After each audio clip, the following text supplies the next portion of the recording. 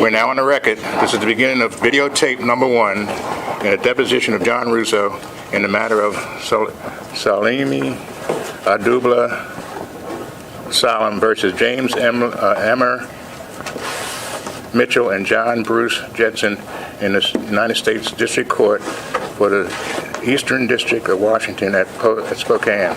Case number 2:15-CB-286-JLQ. Today is Monday, March the 20th, 2017. The time now is 10:06 a.m. This deposition is being taken in the office of Blank Rome, LLP, 1825 I Street, Northwest Washington, D.C., 2006, at the Blank Rome LLC firm. My name is Frank Nassir, the videographer with Magna Legal Services, and the court reporter is Laurie Gooden, also with Magna Legal Services. Will counsel and all parties present state their appearance and whom they represent? My name is Bob Bennett. I represent the witness, John Rizzo. My name is Dror Ladine. I represent the plaintiffs. Avi Fry with plaintiffs. Lawrence S. Lusberg on behalf of plaintiffs. Michelle C. on behalf of plaintiffs. Brooks Hanner on behalf of Mr. Rizzo. David Unruh on behalf of Mr. Rizzo. Ann Quarrens on behalf of the defendants. Jim Smith on behalf of the defendant. Hank Schulke on behalf of the defendant. James Mitchell, I am. I'm Andrew Warden from the Department of Justice, and I represent the United States government in connection with this case. On behalf of the United States government, I have with me here today Joseph Sweeney, Cody Smith, Heather Walcott, and Megan Beckman. Although the United States government is not a party to this case, we are here today in order to represent the interests of the United States. We understand the questions in this deposition will cover topics related to Mr. Rizzo's career as an attorney for the Central Intelligence Agency. Given the sensitive nature of the positions Mr. Rizzo held while with the CIA and the information we acquired while in those positions, we are here today to protect against the unauthorized disclosure of classified, protected, or privileged government information. To guide the parties in the deposition, we provided the parties with classification guidance from the CIA, which we pre-marked as Exhibit 1. Okay. Will the court reporter please swear in the witness? If I could ask you to raise your right hand, please. Do you solemnly swear or affirm under the penalties of perjury that testimony today will be the truth, the whole truth, and nothing but the truth? I do. What I've disclosed is marked as Exhibit 1, classification guidance from the Central Intelligence Agency that provides a list of categories of information about the CIA's detention and interrogation program that remains classified, and a list of categories of information that is now unclassified. The government would issue a continuing instruction at the outset of this deposition that in response to any questions, the government instructs the witness, Mr. Rizzo, not to answer with reference to any of the information identified as classified in our guidance. And we reserve the right to object to any questions posed to Mr. Rizzo, consistent with his non-disclosure agreements with the government, to instruct Mr. Rizzo not to answer any questions that would tend to call for the disclosure of classified, protected, or privileged government information. Just as a point of order, Mr. Warden, in the past with these depositions, we had an understanding that if the government had any concern about the question that was asked and the anticipated answer, to just simply raise your hand. That will signal to the witness that the government may have a concern, and until you tell us how you want to proceed, the room will be quiet. We appreciate that, Mr. Smith. Thank you. Great. All right. Good morning, Mr. Rizzo. Morning. My name is Dror Ladine. I'm an attorney with the ACLU. Here with me are my colleagues, Mr. Fry, Mr. Lusberg, Ms. Shamsi, and Mr. Watt. And we represent plaintiffs in the matter of Salim v. Mitchell. You are represented by counsel today, and I'm sure you've been prepared, but just so we're clear, I'm going to go through some of the instructions on the deposition. Have you ever been deposed before? No, not a deposition, no. Okay. As you see, we have a stenographer here, and she will transcribe everything that's said today. We also have a videographer who will be recording your testimony. If this case goes to trial in the future, it's possible that your testimony could be introduced through the transcript or video. Do you understand that? Yes. And I'm going to be asking you questions today, and you'll be providing responses. Your responses are under oath, and you should treat it just as if you were testifying in court. It's the same solemn oath that would apply even though we're in a less formal setting. Do you understand? Yes. Thank you. Mr. Bennett will be defending you, and if he has any objections, he will state those. And if he does, please wait until his objection is finished before you respond. Also, please wait until I'm finished asking questions before you respond. I'll extend the same courtesy to you.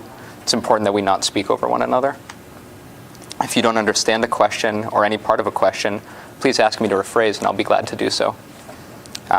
If you do answer a question, I will assume you've understood it. Is that fair? That's fair. I'll ask you to verbalize your answers, just because nods of the head or gestures won't show up on the transcript. Are you on any drugs or medications or anything that would impair your ability to testify truthfully today? No. All right, and understand that you can take a break at any time. Just let me know and we'll halt it. Do you have any questions of me before we begin? No. All right. So you had a deposition scheduled in January in this case, correct? I don't remember. You answered it. All right. Do you remember having a deposition scheduled in this case at some point before today? Oh, before today? Yes. It was scheduled 2 weeks ago. And before that time, were you asked to provide a declaration for the defendants in this case? Oh, yes, yes. How did that declaration come about?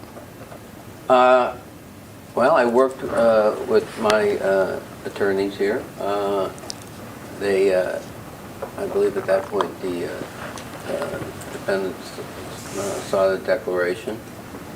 So I worked with my attorneys in putting together a declaration that covered the subject matters the defendants were interested in. And was there some offer that you would get anything in return for this declaration? No, not as such, no. Did you understand that if you gave the declaration, you might not need to be deposed? Yes. And did you read every paragraph of the declaration? Yes. Is every paragraph in that declaration truthful? Yes. Did you omit anything from the declaration at the request of the defendants? Not that I recall, no. Okay. So you were an attorney at the CIA for how many years? 34. 34 years. And at that time, did you maintain a law license? Yes. Do you have one now? Yes. Did you ever practice criminal law? No. And I think you've stated you hadn't had any occasion to look at, for example, the criminal code definition of torture before 2001 or 2002. Is that correct? Before 2002, yeah.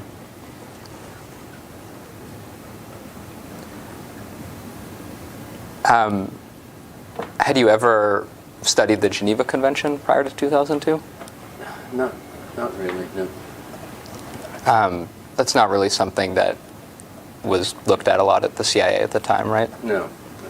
The CIA didn't really deal with captivity or the law that was associated with it before 2002? Well, excuse me, you say the CIA, that's a big organization, so could you be more specific? Sure. In your experience was it the Office of General Counsel? For my career? Yes. Yeah, I spent 1 year in the Office of Inspector General and 2 years in the Office of Correctional Affairs, but other than that, my entire career was in the Office of General Counsel. And in that office, to the best of your knowledge, during your time there, no one dealt prior to 2002 with questions of captivity? No, certainly not in my time there. What about any training in psychology? Did you ever study psychology? No. Okay.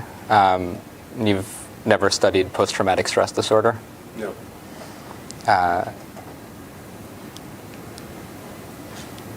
So how did you come to know that the CIA was considering the use of an enhanced interrogation program?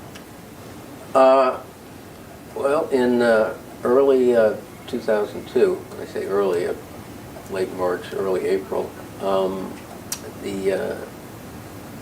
people from the Counterterrorism Center came to my office, and this was a few months after the capture of CIA capture of Abu Zubaydah, the first high-value detainee that was captured. They came to my office for a briefing and told me about some proposed interrogation techniques, new ones, that were being contemplated. And when you say some people, was that Jose Rodriguez and James Mitchell? I don't believe so. These are people. Well, Jose, I guess, was chief of Counterterrorism Center. I'm sure he wasn't there, and I don't believe Mr. Mitchell was there. Did there come a time when you did meet with Jose Rodriguez and Jim Mitchell about the EITs? Yeah, there came a time. Yeah. Do you remember roughly when that was? Well, I met with Jose almost immediately after first being told about these proposed techniques and why the people in the CTC thought they were necessary. I don't recall meeting Mr. Mitchell for some months after that, actually. Had the people in CTC informed you of the origin of the techniques they were considering?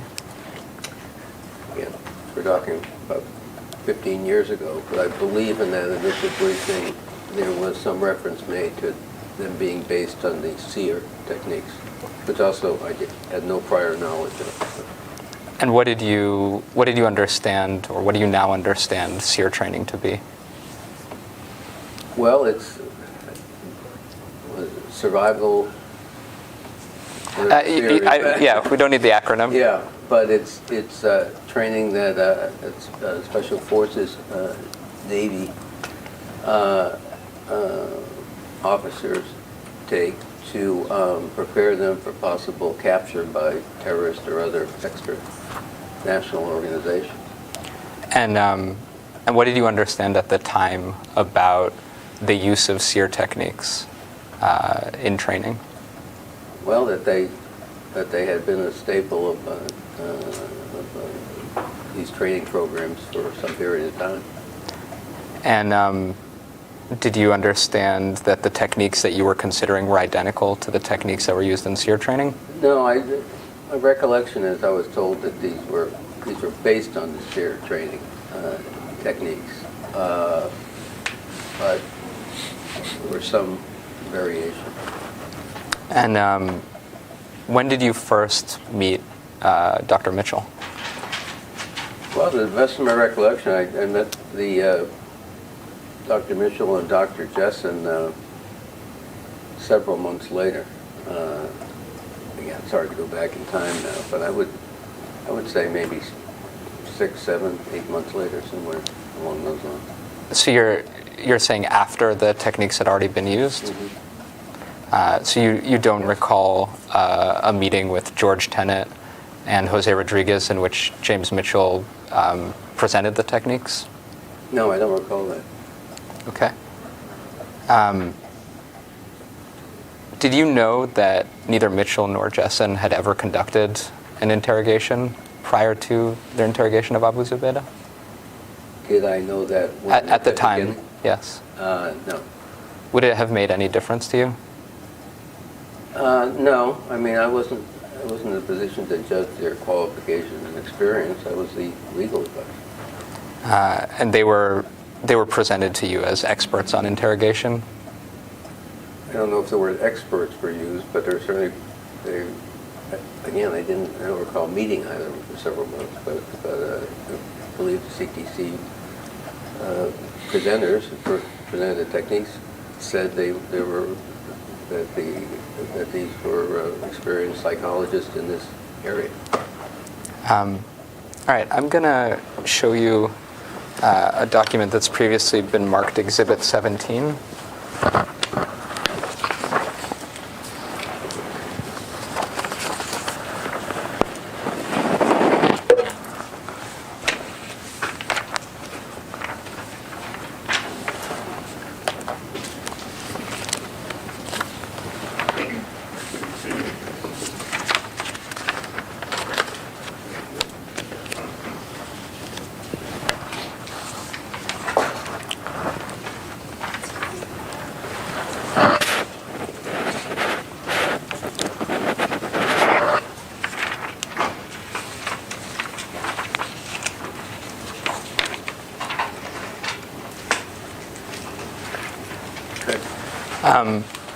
Are these the enhanced interrogation techniques that were presented to you?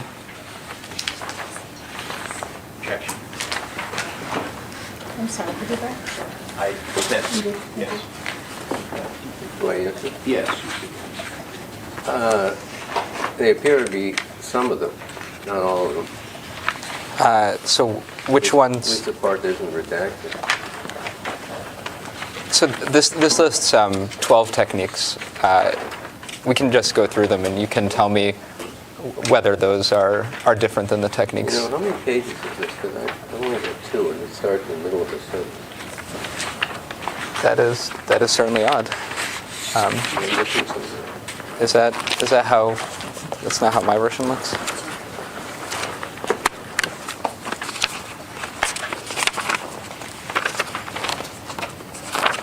Well, here, why don't you use mine?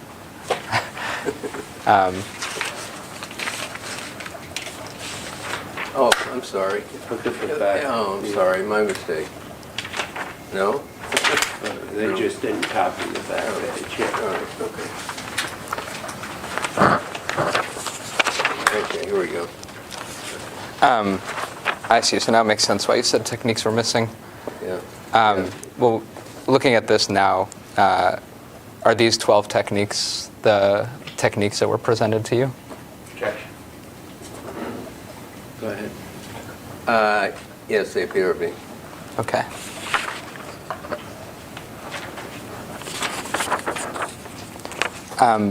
You said in your book that some of the techniques sounded sadistic and terrifying to you.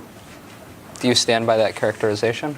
At the time they were described to me for the first time, that was my immediate reaction. No, I mean, as I got to know more about the way the techniques were to be administered and controlled, no, I wouldn't use those adjectives any longer. How would you describe them now? Very tough and very harsh, some of them. Which ones are those? Which ones I think now are that, or which ones did I think at the time? Why don't you tell me both? Well, at the time, when I say at the time these proposed techniques were first presented to me, the water board and the Montbaro struck me as the harshest. Some of the others far less so. And so moving forth to the present, or at least at the time while I was still at the agency, I still consider waterboard a very harsh technique. Mr. Rizzo, could I ask if you could keep your voice up so we could hear you down Oh, I'm here? sorry. No problem. I'm sorry. Thank you. So, Dr. Mitchell appears to recall a meeting that I completely understand if you don't recall. But he says that you and the Director Tenet were very interested in the fact that the techniques that you were discussing had been used on thousands of U.S. military personnel over the years. Was that important to your legal analysis of these techniques? Objection. Well, the fact that they had been employed previously, sure, that had an impact on the way I viewed them from a potential legal standpoint. And what was your understanding of the ways in which the techniques differed from their use in training? Oh, I can't remember that. I can't recall. So you don't remember what you were told about how the techniques compared to their use in SEER training? No, not specifically. Did Mitchell or Jessen ever tell you that SEER techniques were based on techniques used by German, Japanese, Korean, and North Vietnamese militaries in past conflicts? Not that I recall, no. Were you ever told by Mitchell or Jessen that SEER was based on techniques that had been used to extract false confessions from American prisoners of war? No.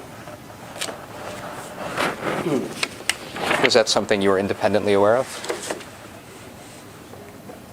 Was what? The false confession? That SEER training was based on interrogation programs that had extracted false confessions from American prisoners of war. I subsequently learned of those allegations, but at the time, I don't recall Drs. Mitchell or Jessen, or actually anyone in CTC telling me that. And was your understanding that someone in CTC, aside from Mitchell or Jessen, had experience in the SEER program? No, I don't recall that. So after the techniques were presented to you, did you have an opinion as to their legality? Well, as I say, I thought, having had no previous experience with the torture statute, I had less than a rudimentary understanding of what the legal lines were, but hearing about the waterboard, which I had never heard of before, and the mock burial technique, I thought whatever the legal line was, these two in particular were close to it. And what did you do to determine whether they were in fact legal?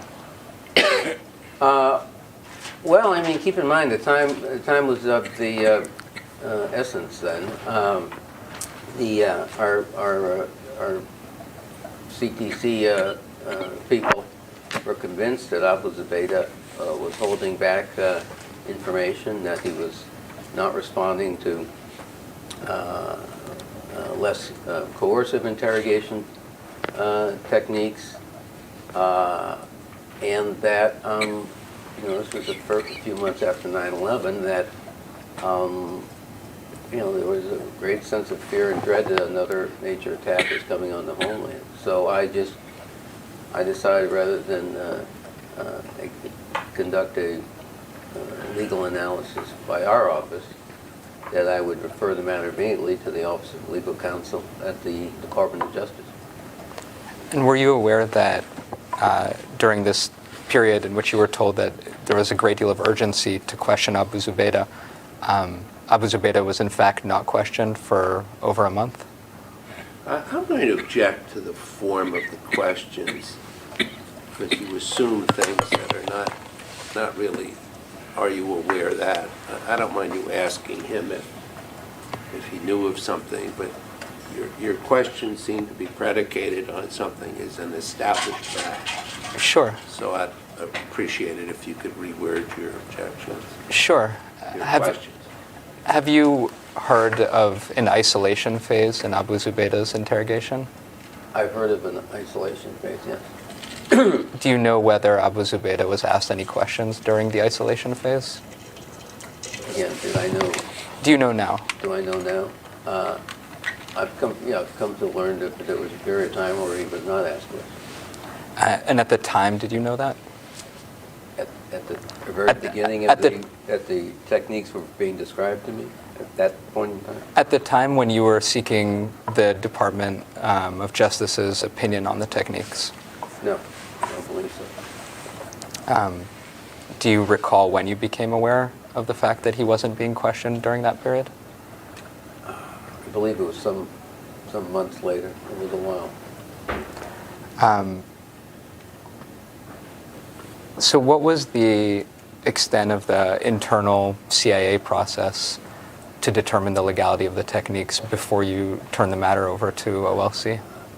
I asked our lawyers in the Counterterrorism Center to see what they could come up with in terms of initial legal precedents, legislative history about the torture statute, what they could find in the legal literature, and so they did some of that. And do you remember any conclusion that they reached? No, I mean, I wasn't, again, I was determined from the beginning to seek definitive word from the Office of Legal Counsel. As I recall, this is more of a legal research, not a legal conclusion. So as far as you were concerned, was the legality of the techniques an open question when you referred the matter to the Office of Legal Counsel? Yes. Now, one aspect of that referral was that the Office of Legal Counsel came back to your office with requests for further information. Is that correct? That's correct. And in your declaration, you point to a particular OTS memo that you provided to OLC to ensure that the CIA was not overselling that SEER was identical or the certainty that there would be no harm. Is that so? Just to make Is sure. that a question or a statement? You made a statement. I did. You're right. Let me rephrase. And just to sort of smooth this along, I'm just going to give you a copy of your declaration. Okay. So we'll mark that exhibit.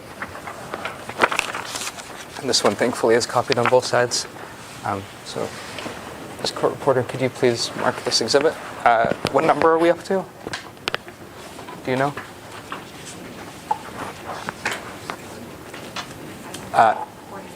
45? Okay, thank you.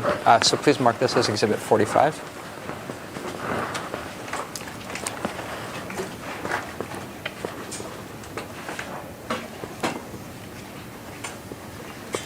So I'm going to ask you about paragraphs 38 and 39, which are on page 6 and 7 of your declaration.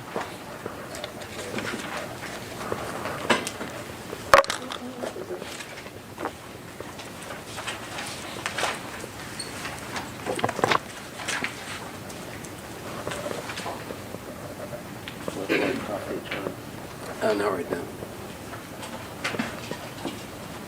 Thank you, David. Take me 10 minutes to get there. I know I haven't.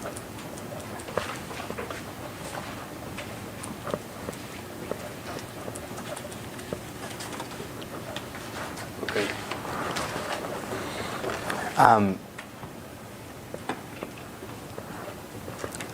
So you see the statement there that you say you provided to the Office of Legal Counsel to ensure that the CIA was not overselling the significance of the EIT's use during SEER training? Which paragraph are you? That's paragraph 39. Correct. And that was part of a back and forth with OLC in which you provided them information to allow them to assess legality. Is that correct? Correct. I'd like to show you document that has been previously marked exhibit number 18.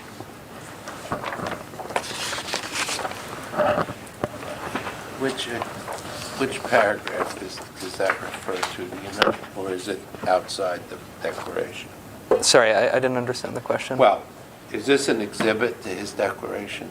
No, this was not an Oh. exhibit to your declaration. Thank you. It's previously been marked in a different deposition. At least that's what I believe. It may. I don't believe this was part of your declaration, but if it was, I apologize. So there's very similar text here in this cable. Let me read it because I don't believe I've seen this before. Sure.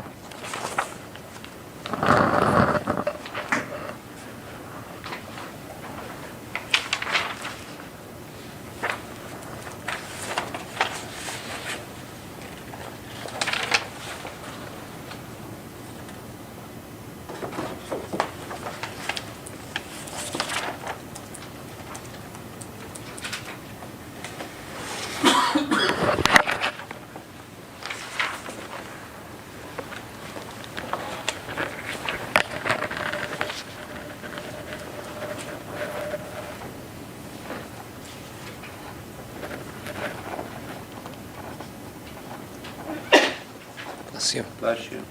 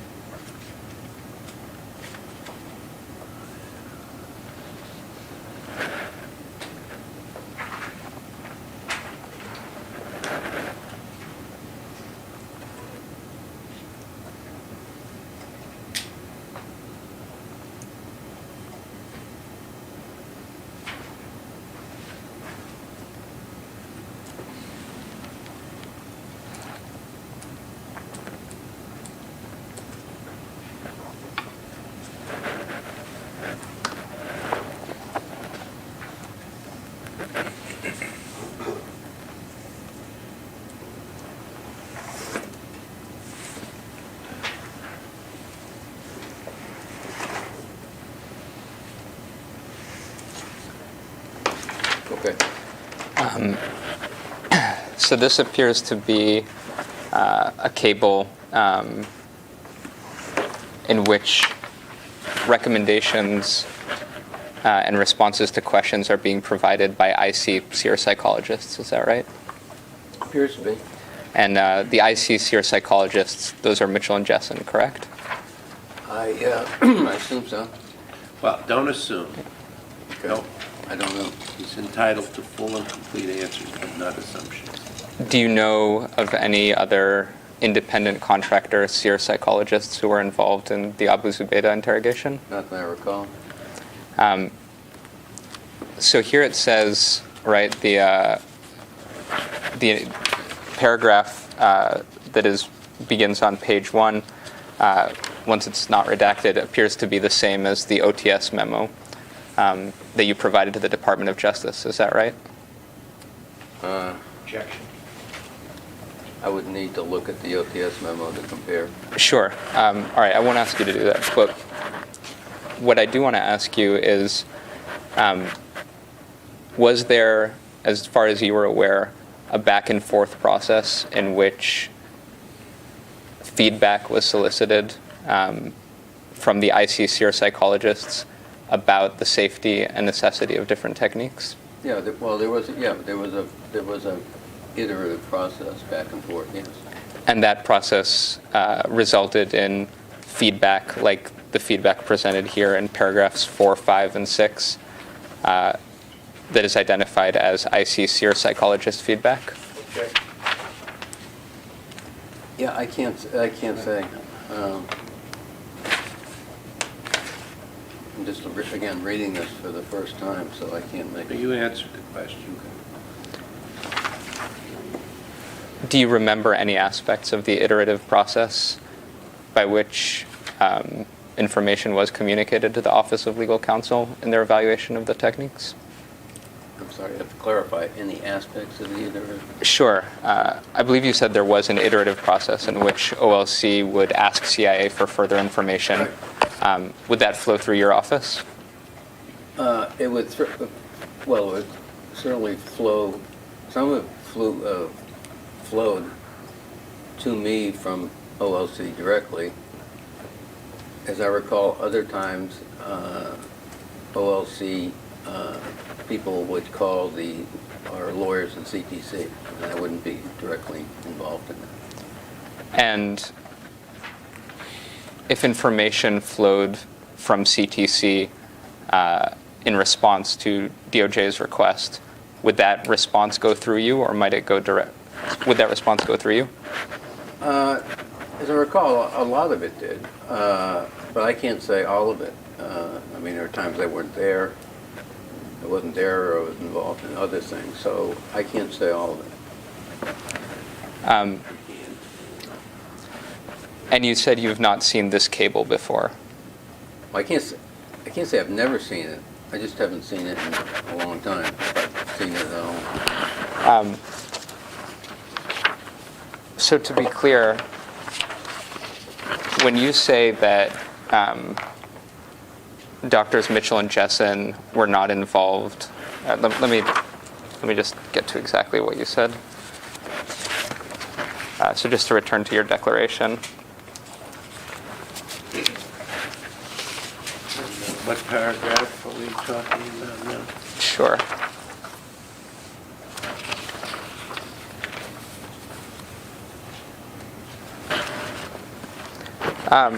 So take paragraph 22 of your declaration on page 4.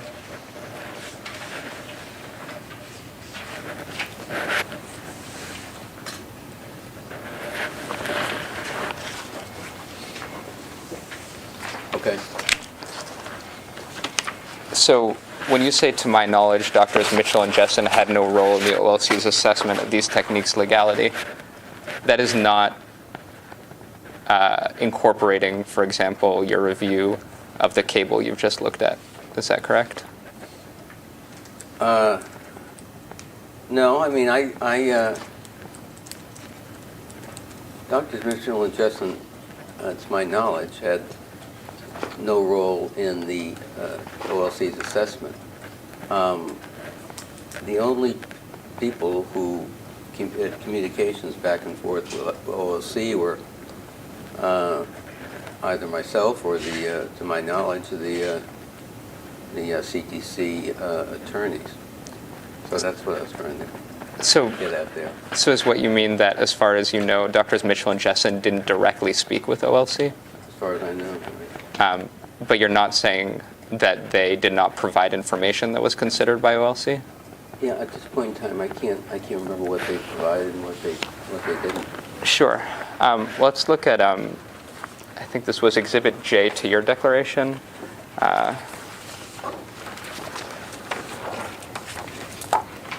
Here. Let's go to J here. Ms. Court Reporter, could you please mark this as, this is 46, yeah? This is J.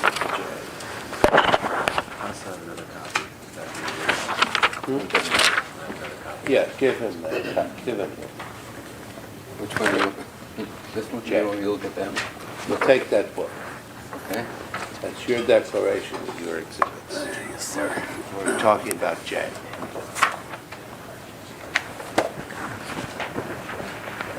And what I'm going to ask you about is on the page marked Bates 1763.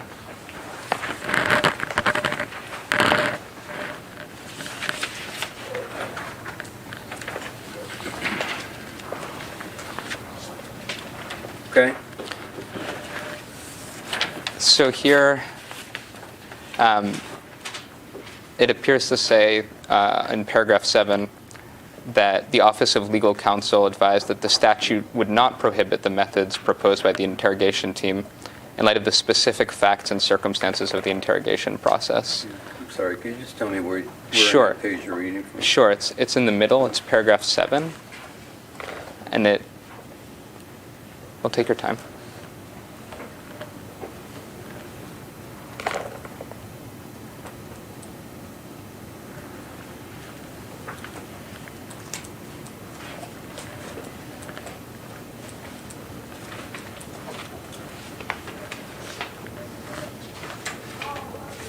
Yes, I'm sorry. So the question is... Sure. So it says the legal conclusion turns upon the following factors, and then it lists a series of factors, correct? Correct. And if you look at the bottom paragraph, it says, we understand from OTS, and there's something redacted, OMS, and the SEER psychologists on the interrogation team, that the procedures described above should not produce severe mental or physical pain or suffering. Do you see that? Yes. And so when they say we understand from the SEER psychologists on the interrogation team, that's Drs. Mitchell and Jessen, correct? Again, I don't know specifically. You answered it. Okay. And just before we're done, it also says, nor would they be expected to produce prolonged mental harm continuing from a period of months or years, such as the creation of persistent post-traumatic stress disorder. Do you see that? I do, yes. So this says that the Office of Legal Counsel considered it important in their determination as to legality, feedback they received about whether these techniques would cause post-traumatic stress disorder? Well, look, I object because the document speaks for itself. I understand. Okay, so, That's what it and he says he doesn't remember seeing this. Okay. Is there a question? So my question is, I let me phrase it correctly. You don't have specific knowledge that Mitchell and Jessen did not provide their views on the likelihood that post-traumatic stress disorder would result to the Office of Legal Counsel, do you? That's a double negative. I do not, I'm sorry. You don't have rephrase. specific knowledge Right. that Mitchell and Jessen did not provide their views on the likelihood of PTSD to the Office of Legal Counsel. I do not have specific knowledge of that. And when you say in paragraph 22 of your declaration that Mitchell and Jessen were not involved in OLC's assessment of the legality of the techniques, that's because you don't specifically recall Mitchell and Jessen speaking to OLC. No. I mean, yes. Sorry. I don't recall that ever happened. Okay. But you don't have a specific recollection that information provided by Mitchell and Jessen was not considered by OLC? No. Okay, thank you.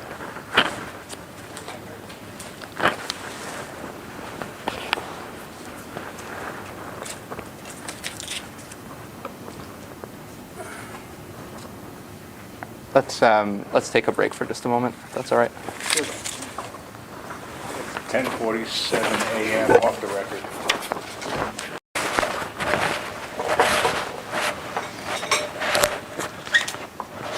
(10:57 a.m.) on the record.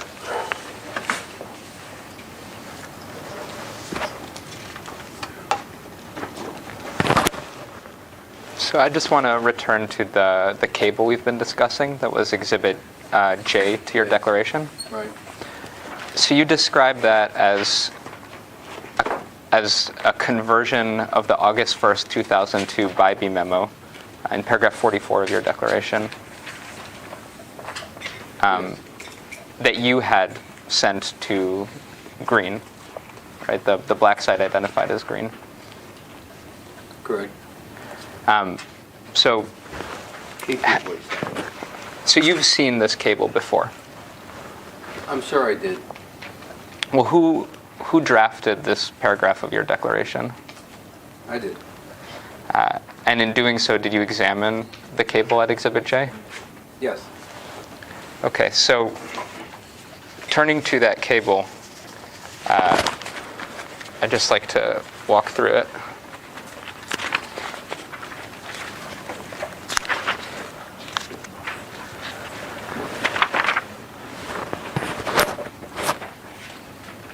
On the page we were looking at, stamped Bates 1763,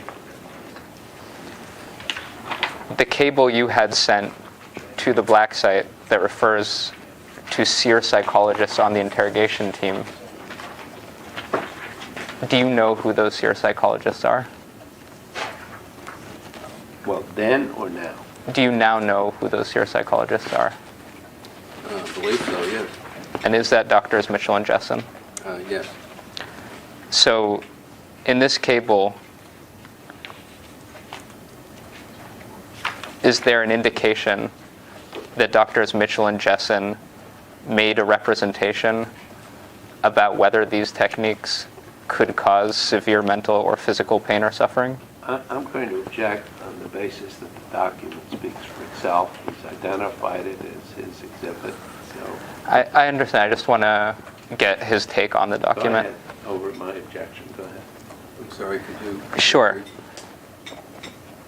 In this document that you had sent to the black site, does it indicate that the SEER psychologists on the interrogation team, which means Mitchell and Jessen,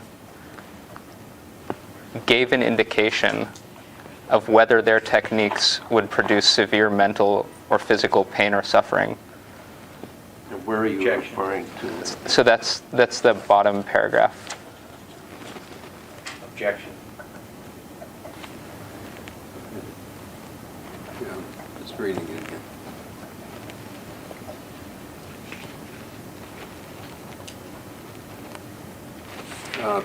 Yeah, that's what it says, yes. Okay, and with that in mind, do you still maintain that Mitchell and Jessen had no role in the OLC's consideration of the legality of the techniques? Well, You can answer. as I indicated earlier, what I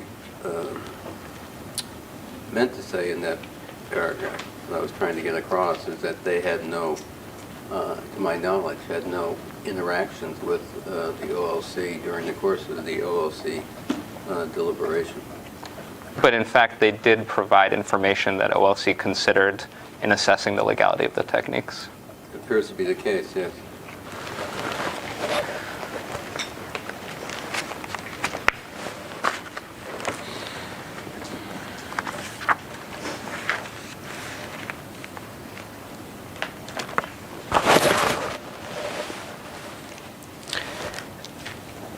Now, when you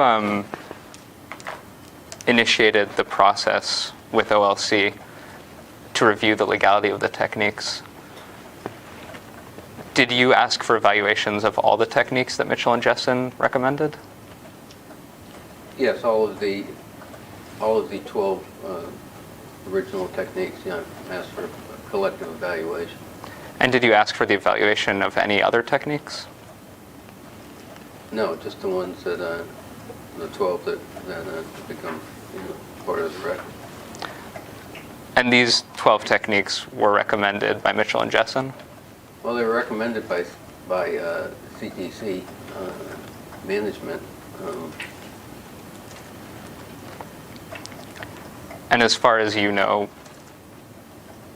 was someone besides Mitchell and Jessen involved in selecting the techniques? Objection.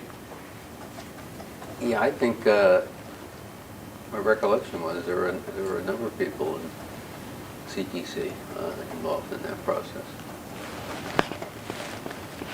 Now,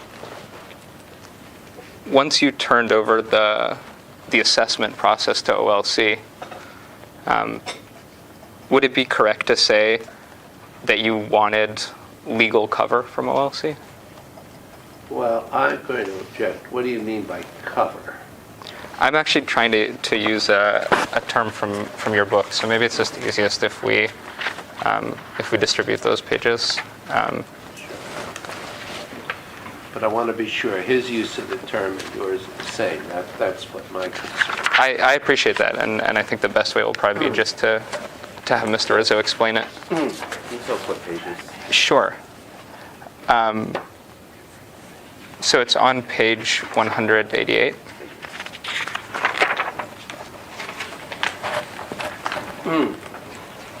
And it's the paragraph at the middle of the page.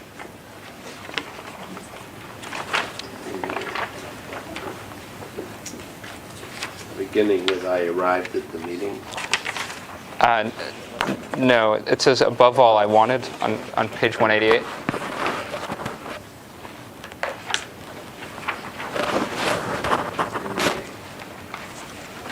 This looks familiar. Yeah. I'm sorry, so what paragraph are we talking to? So the one that begins above all. Oh, I see, okay. Yes.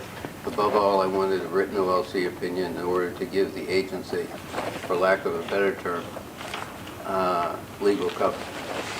So what do you mean by that? Well, one of the reasons I went to OLC was to get the agency's definitive categorical legal guidance, either that the techniques did not violate the torture statute, or if any of them did, because I wanted the CIA, my clients, to be protected, to be covered, if you will, down the road if there were any political retribution because of either course that the CIA was going to take, either proceed with the program or scrub it before it began.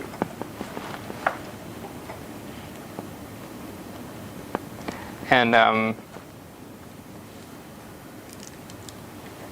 would you say that you were agnostic as to the outcome of OLC's process? I'm going to object to the word agnostic. I don't know what that means in terms of... Sure. Did you have a preference? You're suggesting, or if I'm understanding you correctly, you're saying you gave the process over to OLC. Did you have a preferred outcome in terms of their decision? No, not really. I just wanted something definitive in writing one way or the other, so the agency would have that. And did you have the sense that others at the agency also had no particular view one way or the other as to what the outcome of that process should be? No, I think it's fair to say that the people in CTC thought these techniques were absolutely necessary and vital. So I'm sure they wanted an outcome that would come out in favor of these things being able to be carried out lawfully. Let's take a look at Bates 1160. Let's just mark this, I think, as Exhibit 47, please. Now stack these up and Oh, I believe we forgot to mark your book. I'm sorry. Thank you for, sorry. Yeah, let's mark the book as 47, or the book excerpts as 47.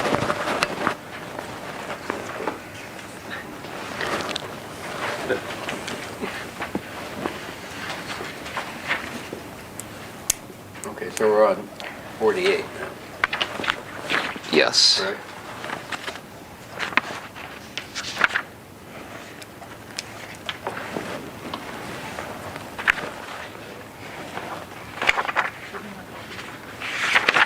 Sure.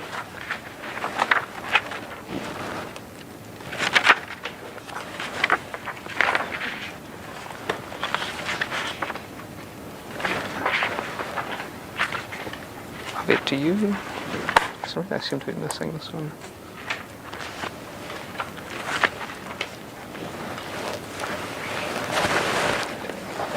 Thanks.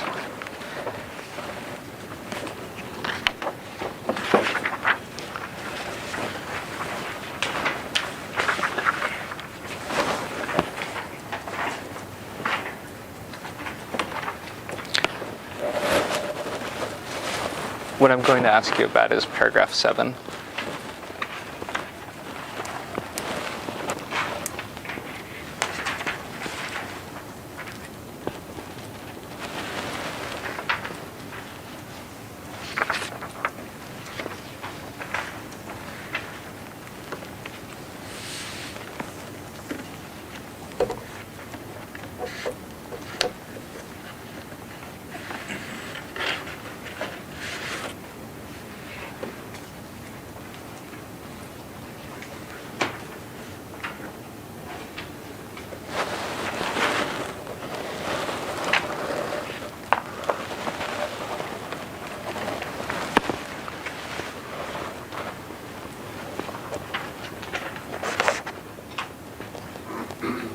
Right. So here it says that a formal declination of prosecution might be sought for any specific methods which the team believes would be effective but which might not otherwise be permissible. Do you remember being involved in a process seeking a formal declination of prosecution? You mean in the context of this, do I remember this being part of this cable or just part of a process to seek declination? Well, let's start with the cable. Do you remember, have you seen this cable before? Ever? I can't remember. Do you remember CTC Legal being involved in a back and forth with the black site that was considering different interrogation strategies for Abu Zubaydah? I'm generally aware of it. I'm generally aware of that. Were you consulted during that process? I'm sure I was. And do you remember the guidance being given that the interrogation team should rule out nothing whatsoever that they believe may be effective, but instead they should come on back to CTC Legal, which will get them the approvals? No, I don't remember that. Do you remember that there was a suggestion made that a formal declination of prosecution could be used to provide further legal cover for the interrogation team? Well, what I remember is in one of my meetings with the Justice Department and the OLC leading up to this opinion, I posed the question whether such a declination of prosecution was feasible. And the Assistant Attorney General, Criminal Division, Michael Chertoff, immediately told me it was not. And that was the end of that. Had you ever sought a formal declination of prosecution prior to then? No, Have you ever sought one subsequently? no. Would you agree it's a fairly extraordinary thing to seek? I object to the form of the question. Word extraordinary means different things to different people. And my answer, Go ahead. Over my objection. well, it was extraordinary times.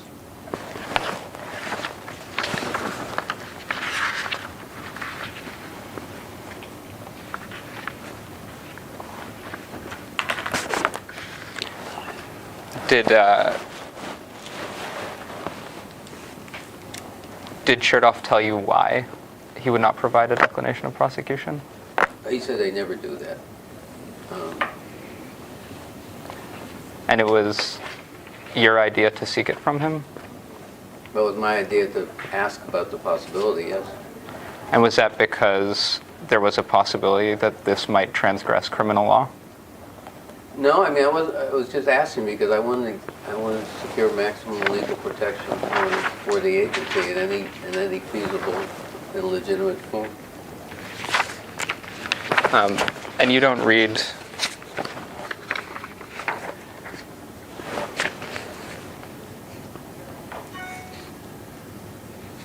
let me take that back.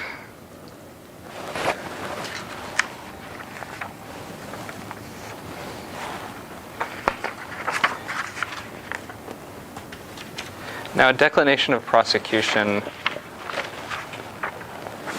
is a request that even if a criminal law is violated, the Justice Department not prosecute. Is that correct?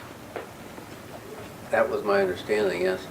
So if no criminal law is violated, the declination of prosecution would not serve any particular function? That's correct.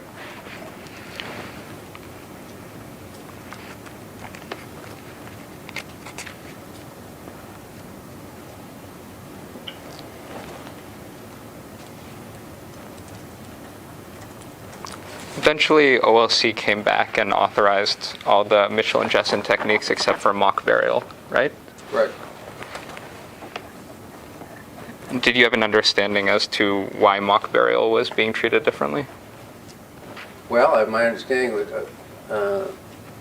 several days prior to the issuance of the OLC memo of August 1st, 2002, John Yu, YOO, called me to say that they were having, I believe he said, difficulty getting there in terms of the torture statute on mock burial, and did we consider it absolutely necessary to have?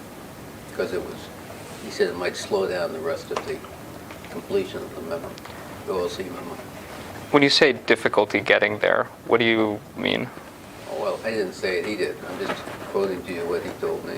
So what did you understand him to mean?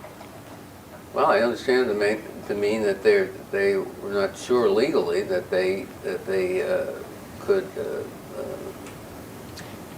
authorize, justify the use of that particular technique. And did they say we won't approve it, or did they say it might take more time? No, he didn't say we will not approve it. He said it would take more time, and they were having trouble getting there, I believe is the phrase he used. And did we absolutely have to have that particular technique? And then you relayed that hold-up to the interrogation team, is that right? Yeah, I basically asked the question, is this technique something in your experience and expertise, is an absolutely must-have. And if they had said yes, you would have gone back to John Yu? Yeah. But they didn't say they needed it? No. They said they did not need it, and they didn't want that to hold up the completion of the rest of the memo. And did they have a different view of the necessity of the water board that was communicated to you? Well, I'm going to object to the form. I don't know who "they" is. Sure. Thank you. Would you be specific? Yeah. Did the interrogation team have a different view that they communicated to you as to the necessity for the water board? Objection. No, I mean, the water board, that particular technique, OLC never expressed the same hesitation as they did about the mock burial. So, all of the techniques that were proposed were deemed important by CTC. We never got to the point where I had to ask them whether or not they needed to have the water board because, again, John Yu only indicated the mock burial technique was posing problems for them. Well, if we could if we go back to Exhibit 18.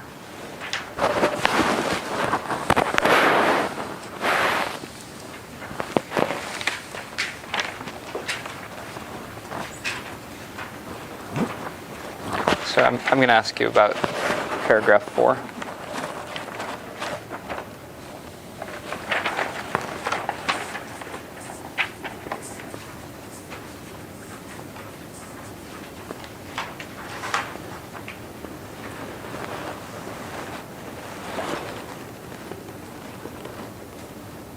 Okay. So this is feedback that the ICCR psychologists are providing as part of the OLC approval process. And if you look, they say, ICCR psychologists recommend using an escalating interrogation strategy that has a high probability of overwhelming subject's ability to resist. To accomplish this, the escalation must culminate with pressure which is absolutely convincing. And then it says, the plan hinges on the use of an absolutely convincing technique. Their water board meets this need. Correct. Is it your understanding that OLC had some concerns about the water board, that this is feedback that is responsive to those concerns? At this point, I can't remember. I mean, they asked questions about many of the techniques. I'm sure they asked questions about the water board, but I can't remember what they are at this point. Okay.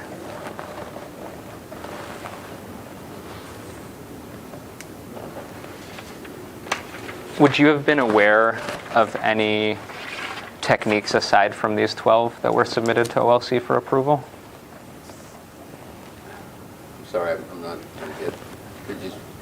Was I aware at the time, or have ever been aware, or what? Sure. Let me ask it in all those forms. So, are you aware right now of any other techniques that had been submitted to OLC in this 2002 period for approval? No. Let him finish his question before you answer.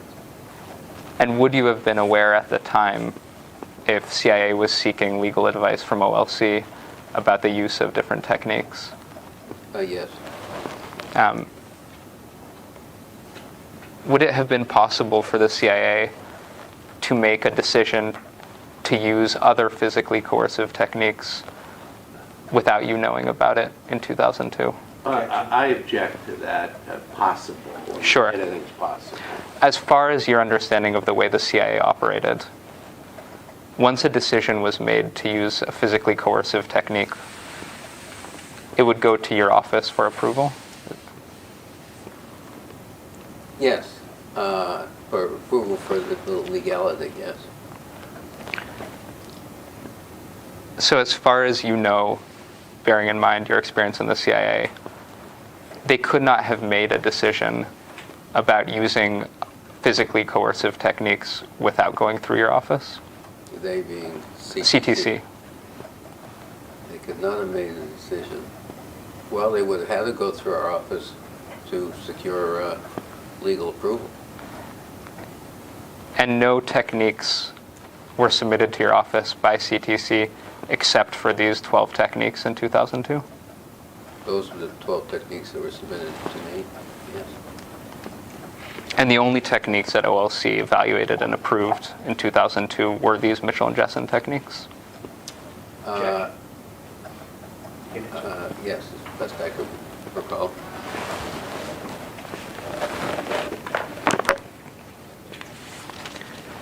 Okay. Turning back to your declaration.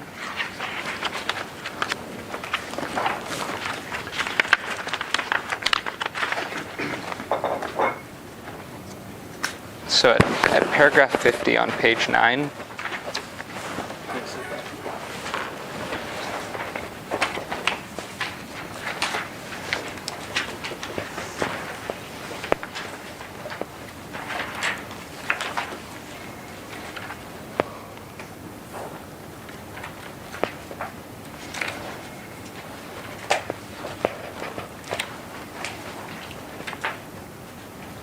Yes.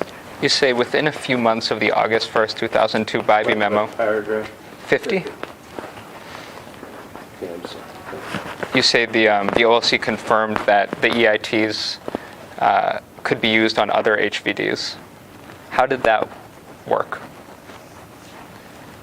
I'm not sure what that means. Sure. Let me ask it another way. You say that the OLC confirmed that EITs could be used on other HVDs within a few months of the Bybee memo. Is that correct? That's correct. How did the OLC confirm that?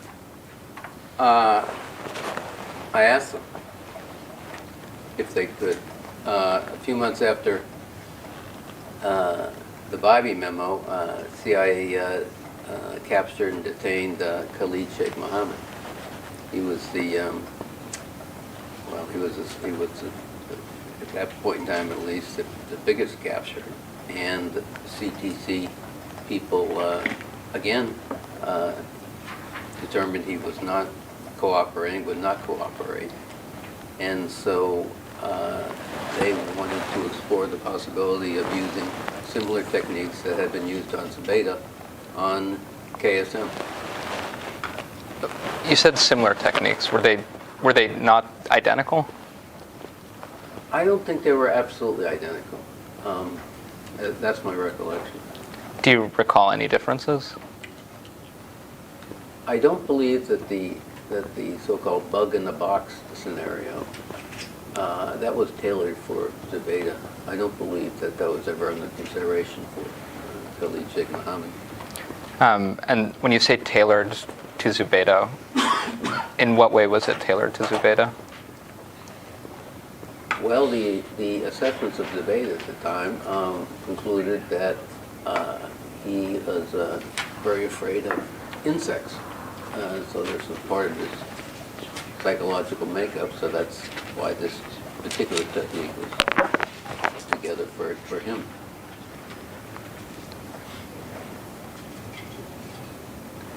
Now, in the next paragraph of your declaration, you point to Exhibit N, which are specific guidance for the interrogations of detainees held at the black sites. It's been marked as Exhibit 38.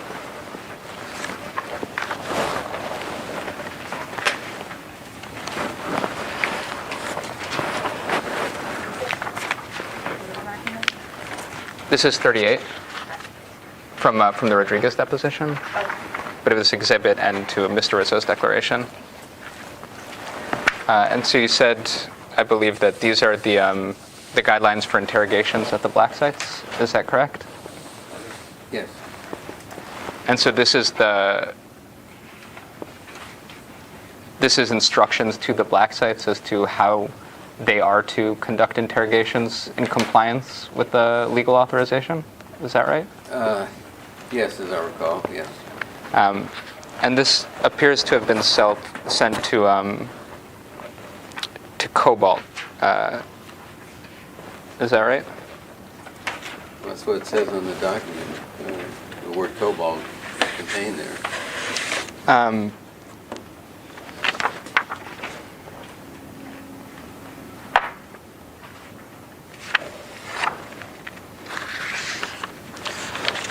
So does this document describe the EIT program in 2003?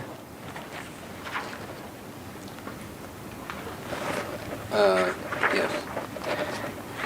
And it lists on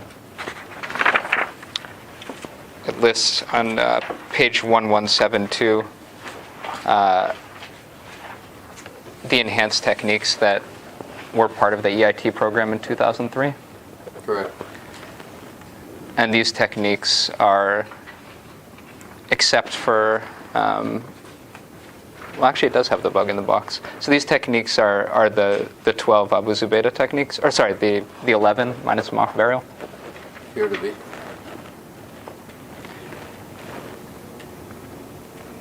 So was the EIT program a duplication of the techniques that were authorized for Abu Zubaydah that could now be used on other detainees? Objection. Well, they say the Abu Zubaydah, the techniques for Abu Zubaydah proved to serve as a template for the enhanced interrogation techniques that were used on a number of subsequent high-value detainees. Do you see any technique listed here that is different than the ones that were approved on Abu Zubaydah?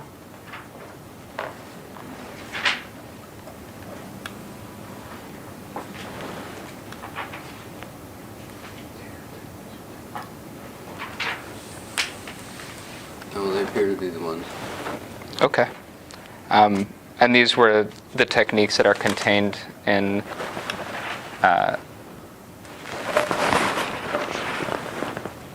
Exhibit 17.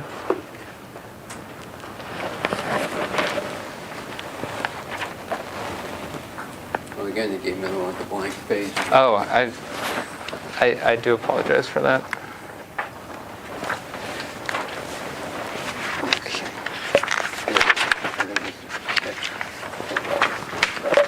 Where that is.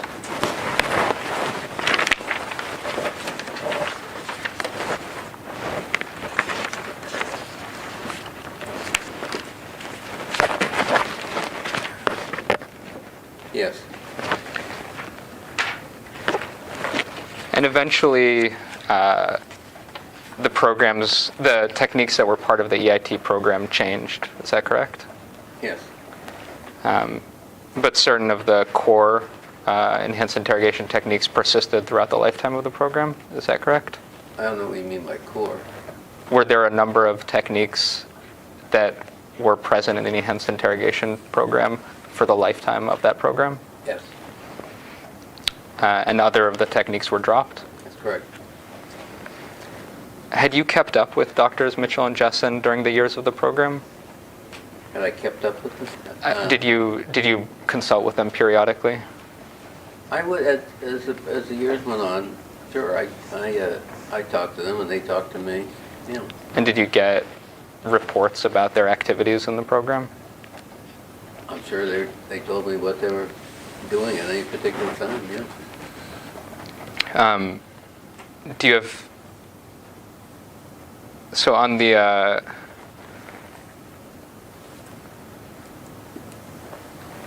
on Frontline, I believe you said that later in the program, Mitchell and Jessen were training CIA people to conduct the interrogations.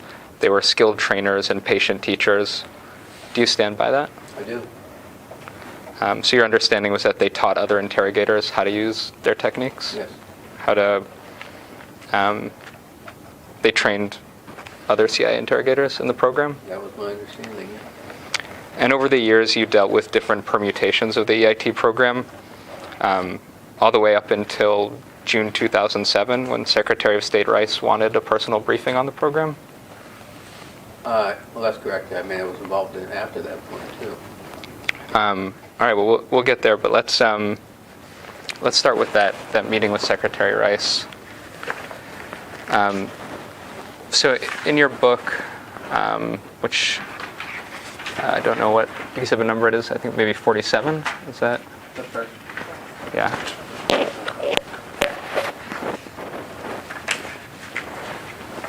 Okay. So if you look at the end of the excerpt, it's pages 269 to 270. It's here if you want to take a look. Thank you.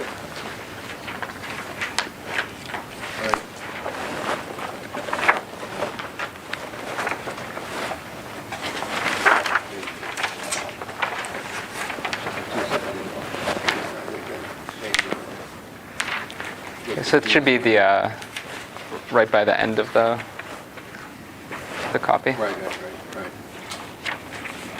Beginning with a failed nomination, yes. Yes. Remember that,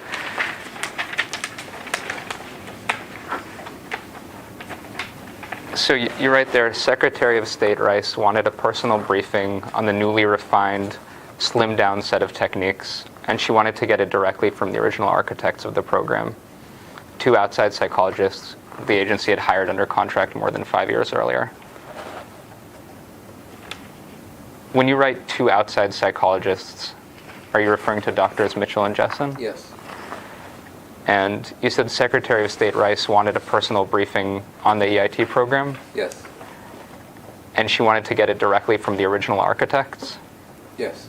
And those original architects are Doctors Mitchell and Jessen? Yes. And then on page 270,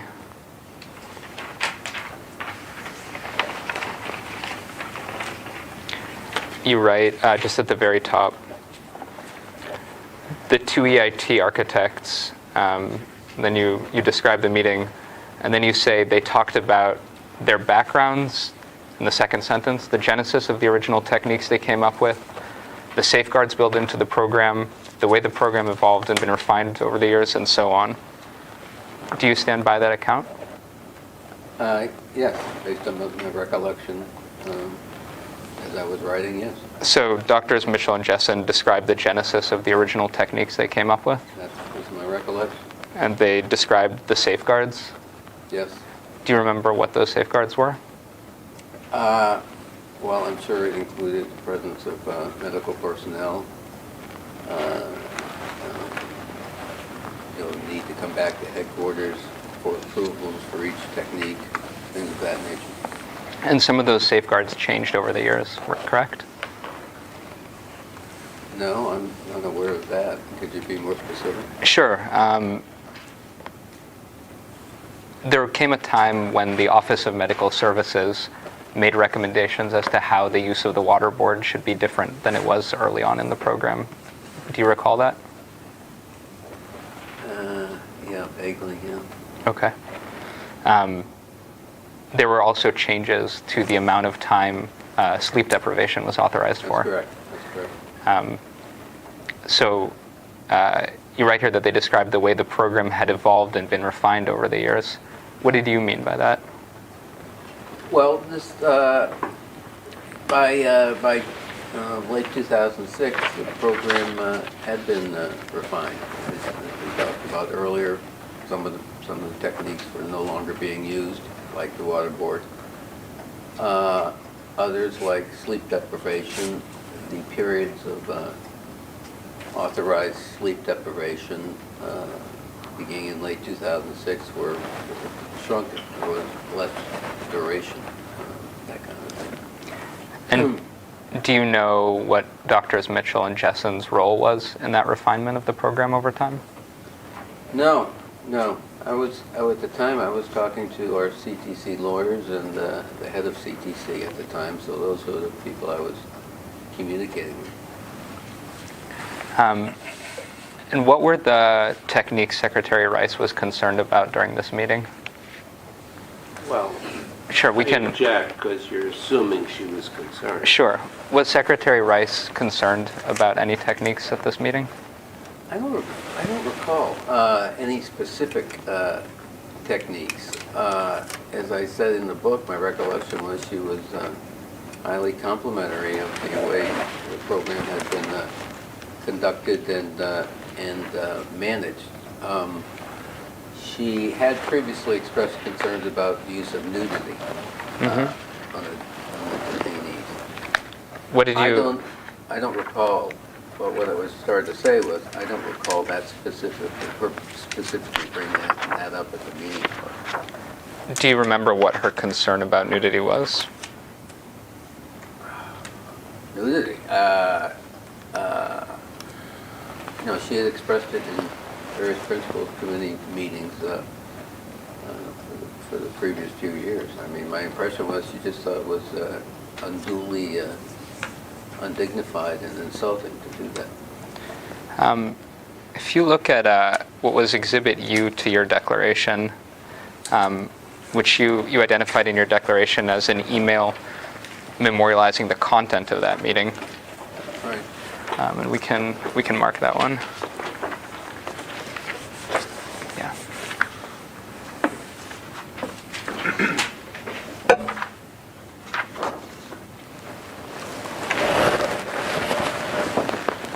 Oh, sorry, it's already been marked as Exhibit 35.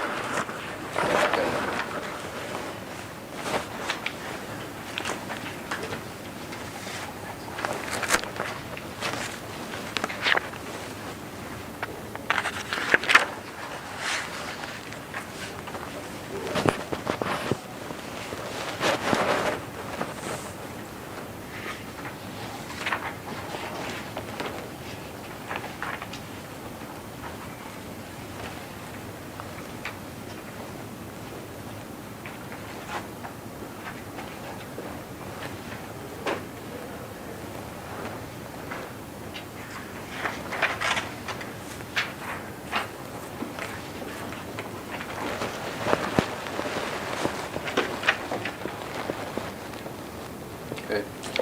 So is this a contemporaneous record of the meeting that took place with Secretary Rice? Appears to be, yeah. And if you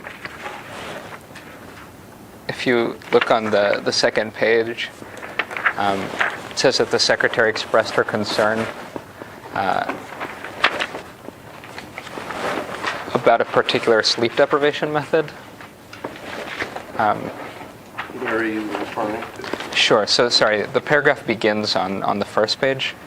It says, during the discussion of the sleep deprivation EIT, the Secretary of State made it clear that her concern did not center on depriving a detainee of sleep, but about the specific method of implementation and the image this EIT evoked.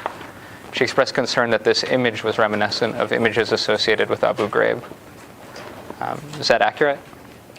It refreshes my recollection. Yes, I believe. I remember something, a discussion along those lines, yes. And her concern was that a detainee who was nude and shackled in a standing sleep deprivation posture evoked images of Abu Ghraib? That's what it says, yeah. And that's what you recall being expressed in the meeting?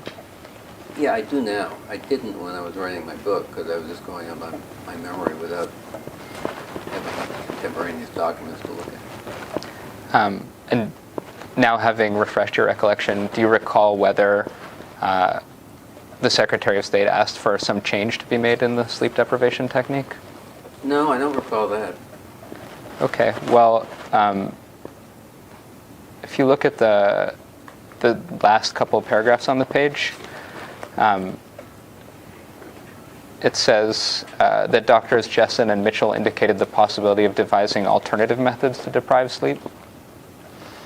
And then at the very bottom of the page, it says Jessen and Mitchell will work on alternative methods for implementing sleep deprivation EIT and propose courses of action. Does that refresh your recollection? Vaguely. I mean, I certainly don't deny that came up. I have no reason to dispute it. I just don't really remember that part of the conversation. Do you know why it would be Mitchell and Jessen who would be tasked with devising a new form of sleep deprivation? Well, I mean, they were it was Dr. Mitchell, Dr. Jessen, and me representing the CIA at the meeting. So, I mean, it was a colloquy among us, and Secretary Rice, them being there and them being the experts, he asked them. And as far as you're aware, there would not be other people in the CIA who would be more appropriately tasked with devising new EITs? Oh, There could well, but they just were not in the room, but the secretary did not. And that's because the secretary wanted the architects of the program there? Yes.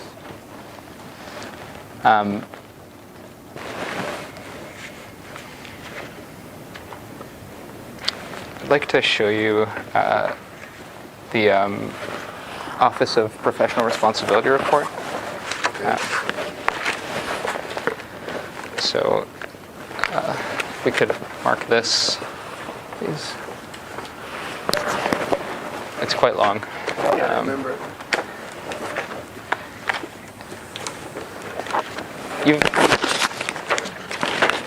You've seen the this report before, correct? Yes, I have. You were interviewed as part of it? I submitted to a voluntary interview, yes.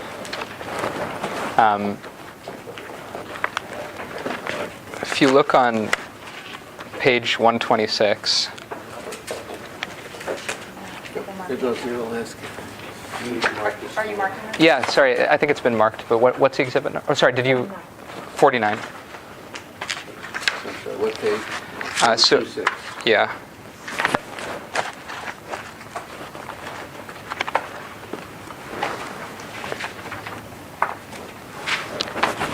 So if you look at the bottom paragraph,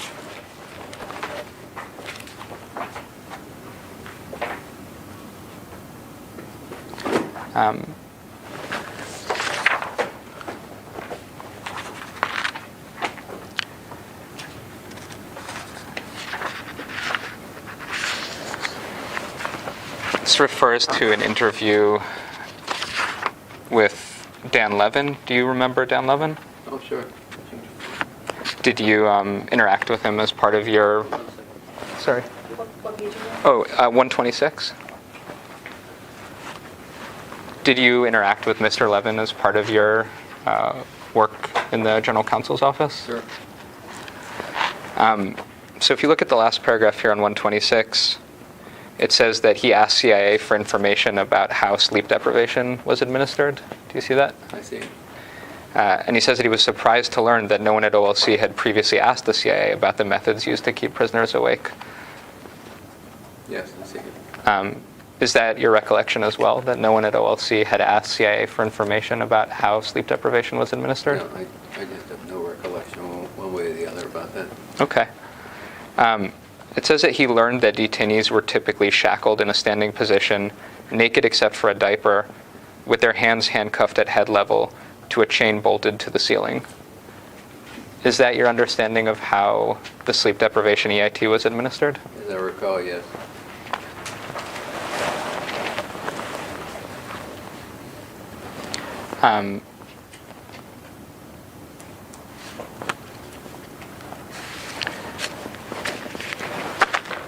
Now, do you think sleep deprivation is fairly similar to jet lag? I object, Sure. but I have no you idea. can answer I Yeah. have no idea. No. Okay. And just finally on that meeting with Secretary Rice, if you look back at the last page of the email Oh, wait. that was describing the meeting, Gotta go back. Are we done with this? Or should you should keep it. Okay, that exhibit, what was that? You.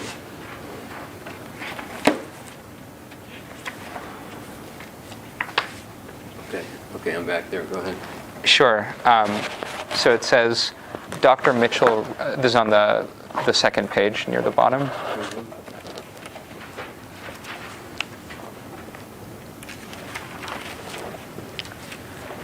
It says, Dr. Mitchell raised the issue of nudity. While Secretary of State was polite, she was firm. She'd already made her decision on nudity and said there was no need for discussion on that issue. Do you recall that? Yeah. I mean, when, as indicated a few minutes ago, I do recall her concerns about nudity being a subject there. I couldn't remember the exact way it came up until reading this. And so when her decision was firm, that means she was saying no more nudity? That's correct. And had the idea going into the meeting with Drs. Mitchell and Jessen, had you discussed the nudity EIT? I don't recall whether, you mean we discussed it with Dr. Mitchell and Besson. That's right. We had a, you know, a precatory, how the PD were going to do the briefing. I don't recall whether we specifically talked about us raising the issue of nudity. But it had been a concern of hers sometimes. And was your understanding that unless she eliminated it, let me rephrase that.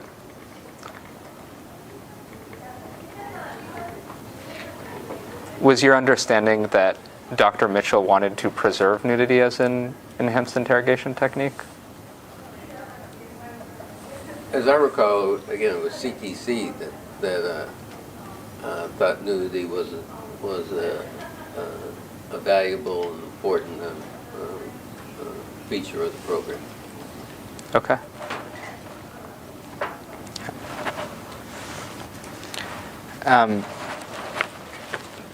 So getting back to that guidance we looked at, that was Exhibit N to your declaration, marked as Exhibit 38.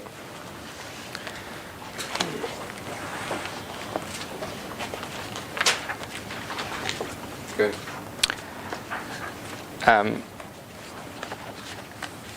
You said that this guidance appears to have been sent to Cobalt in January 2003. Is that right? Well, I'm just reading the words cobalt that are typed here. So I'm just,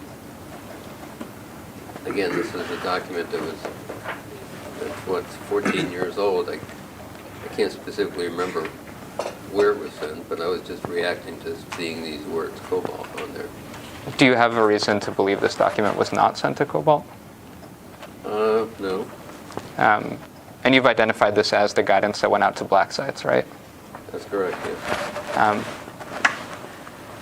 So I'd like to show you what we've previously marked as exhibit number 21, which is, this is a document the CIA produced in response to the Senate report, the Senate Subcommittee on Intelligence. Here's one for you. Thank you. Have you seen that document before? No. Okay. Well, I'd like to direct your attention to page 58, and it's confusing because this document is paginated multiple times, but we'll get there.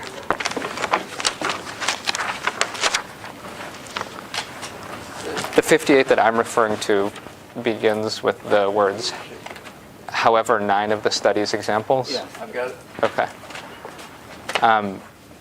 Give us a second. Sure, absolutely. So I'm going to ask you about the second paragraph here.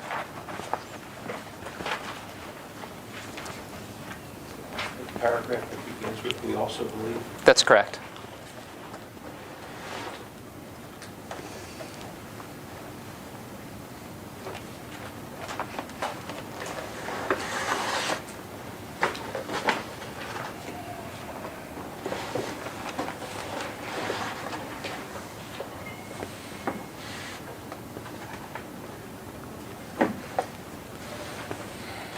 Okay, see it.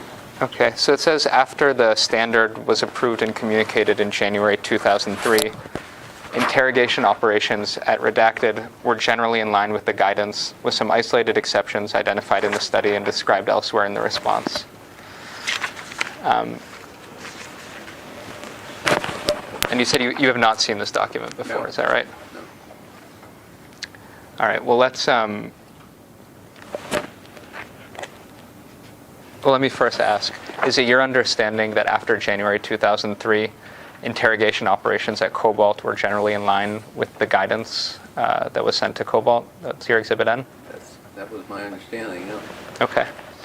I'd like to also show you what's been previously marked as Exhibit 10. You've seen this report before, I think. Is that right? The IG report. Yes. Yeah, I've seen that. You were interviewed as part of it? I must have been being interviewed a lot in those days. Yeah. If you go to the page marked Bates 1392,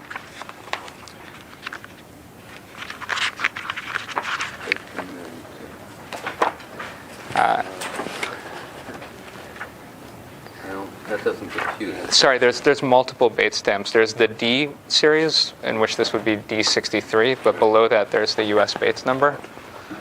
Okay, so if I go to D63, I'll find what You will, unless this is also multiply paginated. And the paragraph I'm asking you about is 122. Okay, I've got it.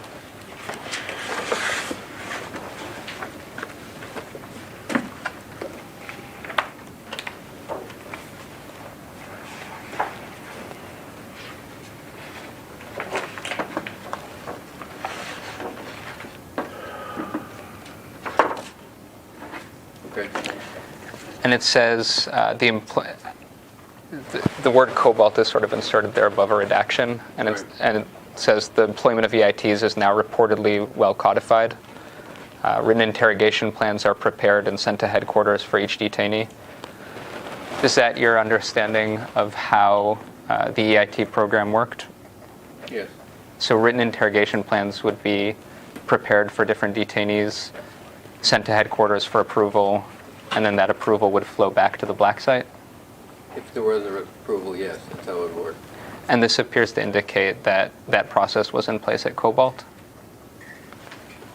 Well, can we define our terms? The Cobalt was not a site where the high-value detainees that were subjected to the enhanced interrogation program were housed. Those are, when I say black sites, what I mean to say is those secret prisons where the high-value detainees, beginning with Abu Zubaydah, were detained.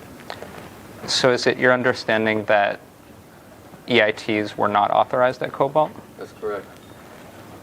So when it says at Cobalt, the employment of EITs is now reportedly well codified, you understand that to mean that in fact no EITs are authorized at Cobalt? That's my recollection. What is your recollection based on?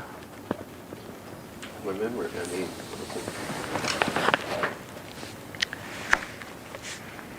So to return to Exhibit N to your declaration, that's the guidance that went out to black sites, correct?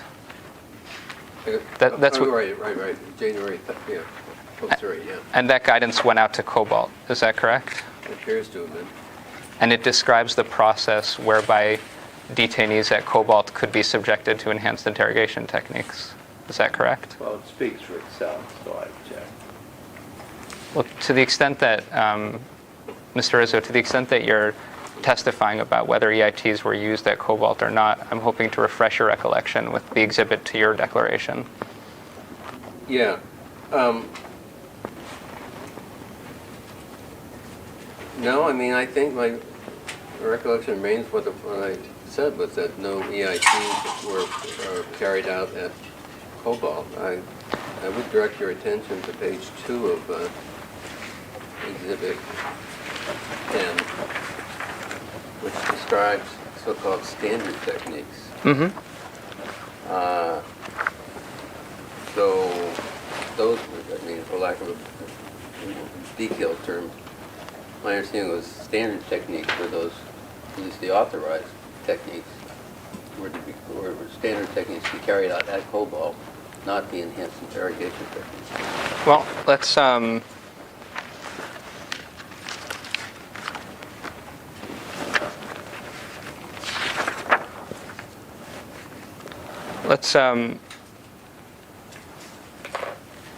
take a look at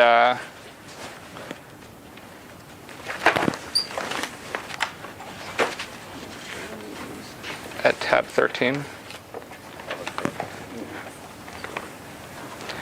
Now, your understanding is that if EITs were used on a let me rephrase that. You said on Frontline that there were abuses in the program, but that every such abuse would be reported internally by CIA, either to the IG or to the criminal division of the Department of Justice. Is that right? Yes, what I said, yeah. And the use of EITs in an unauthorized fashion would result in such a report? Sure. All right. So let's mark this as, is this 50? Okay, so this is Exhibit 50.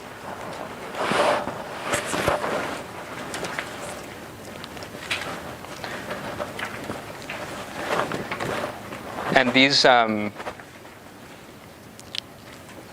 referrals to the IG, they would be even for people who were in the EIT program but who had unauthorized EITs used on them. Is that correct?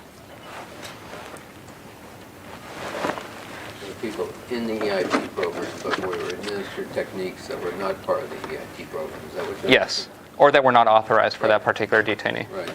Does this appear to be one of those investigations? I have no idea. I don't know what this is. Disposition memorandum. Is this in the Inspector General document? I don't know. Yeah. Okay.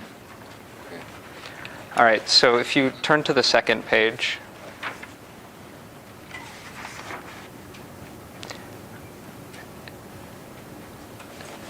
actually, I think there's, why don't you turn to page 10?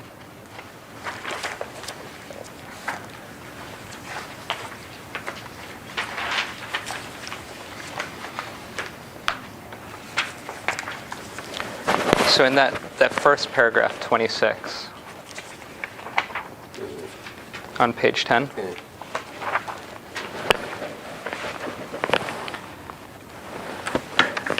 does that describe the approval process for EITs that you're familiar with? In that CTC RDG received a cable requesting authorizations to use EITs on a detainee, Yes. and then there was a response with authorization to use the EITs? In this particular case, or Yes. this is a procedural matter? I'm not asking about the facts of this case, but I'm asking if this describes the EIT program procedures as you understand them. Yes, describes the process. And so if you turn to page 11,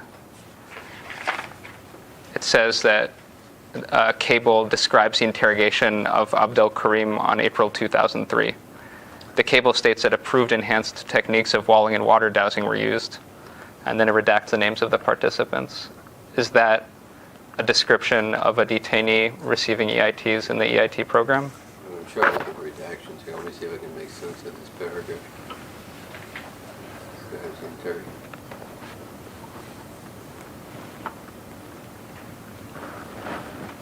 Yeah, I mean, that sounds right. Again, a little difficult to parse what they're talking about, but yeah, that sounds right. All right, well, let's Could we ask you to keep your voice up, please? I'm sorry, I'm a quiet guy. Sorry, I'll try to talk louder. So let's just turn back to the CIA response, which is, I think, Exhibit 21 over there in your pile. Oh, the one I haven't seen, okay. Right? Yeah, right below the special review. Okay. And if you go to page 56,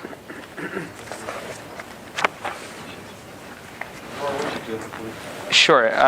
It's 21, and it's page 56. And if there's multiple 56s, this is the one that begins, "We agree."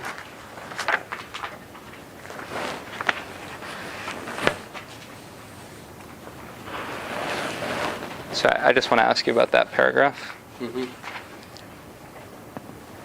So it says, CIA used enhanced techniques which could have exacerbated injuries sustained by detainees during capture. As acknowledged in our response to conclusion 20, techniques that had not been previously approved by headquarters were applied to 2 Libyan detainees who had foot injuries. In cases involving these detainees, headquarters ultimately approved the techniques the following months as components of revised interrogation plans. Does headquarters' approval of an interrogation plan that involves enhanced interrogation techniques follow the procedures that you said the EIT program? Let me rephrase that. Does this appear to describe 2 detainees in the EIT program? Objection. And it appears to. In your view, if headquarters approved the use of EITs on a detainee, was that detainee part of the EIT program? Yeah, if EITs were approved on a detainee, yeah, that would be part of the EIT program. Okay. So I'd like to show you tab 16, which was previously marked as exhibit number 44.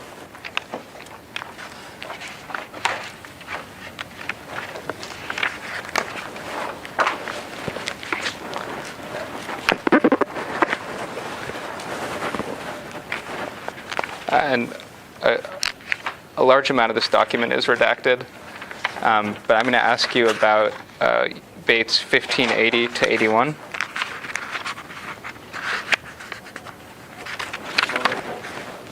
(1580 to 81).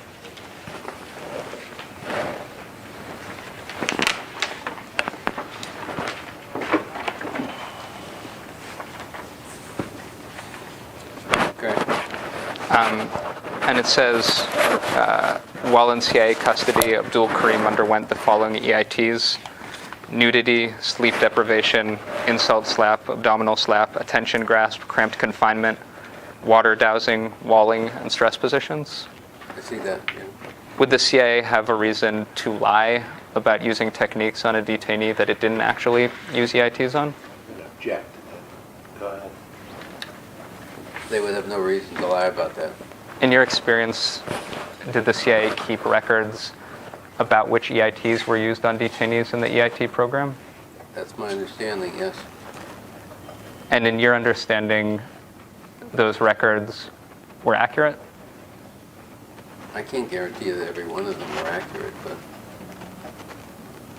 Do you have any reason to suspect that the CIA's records were inaccurate? Objection. no, I have no particular reason to believe that. I just can't, sit here now and say for certain everything Sure. that was put down was absolutely accurate. That's all.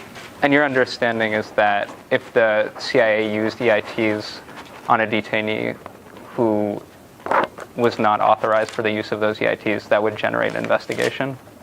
Yes. And is it your understanding that there were many such cases in which the CIA used EITs on unauthorized detainees? Object to the word many, because that means different things to people. Sure. Yeah, I would use the word occasionally. Occasionally. Yeah. And in the absence of such an investigation, would you assume that a detainee had been approved for techniques? Let me rephrase that to avoid the word assume. Okay.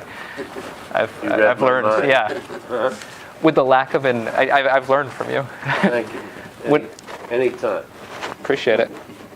Would the lack of an investigation as to the use of EITs on a detainee indicate that the EITs had been approved for use on that detainee? Yeah, I mean, if there was no investigation, then perforce that means the techniques were approved, have been approved. So, on the basis of this document, does this document indicate to you that Abdul Karim, aka Muhammad Ahmed al-Sharia, was part of the CIA's EIT program? Objection. I'm sorry. That's page 1580. I thought we're done with this one. 1580, okay.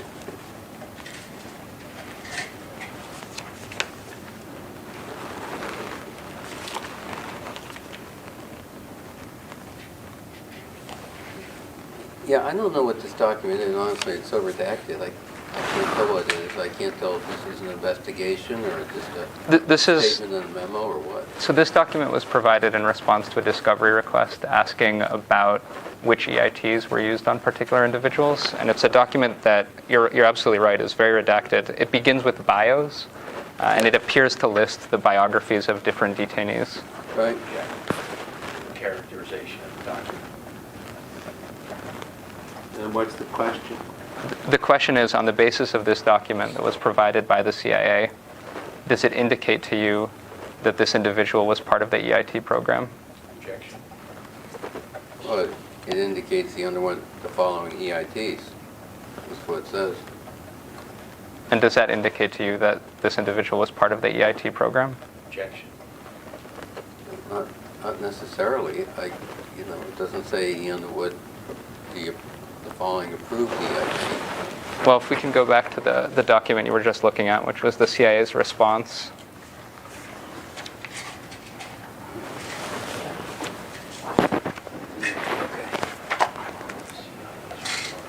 Okay. Directly to a page. Sure. It's page 56. It's the document we were just looking at.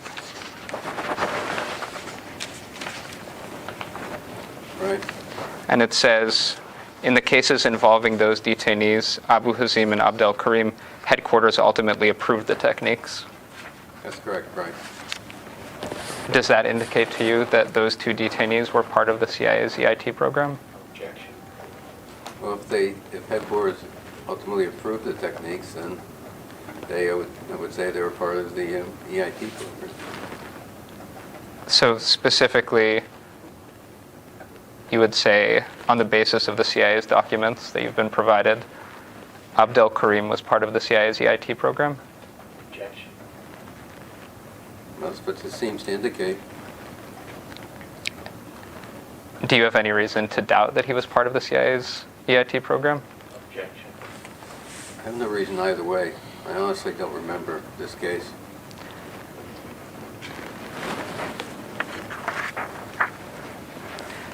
And turning back to the document with the biographies,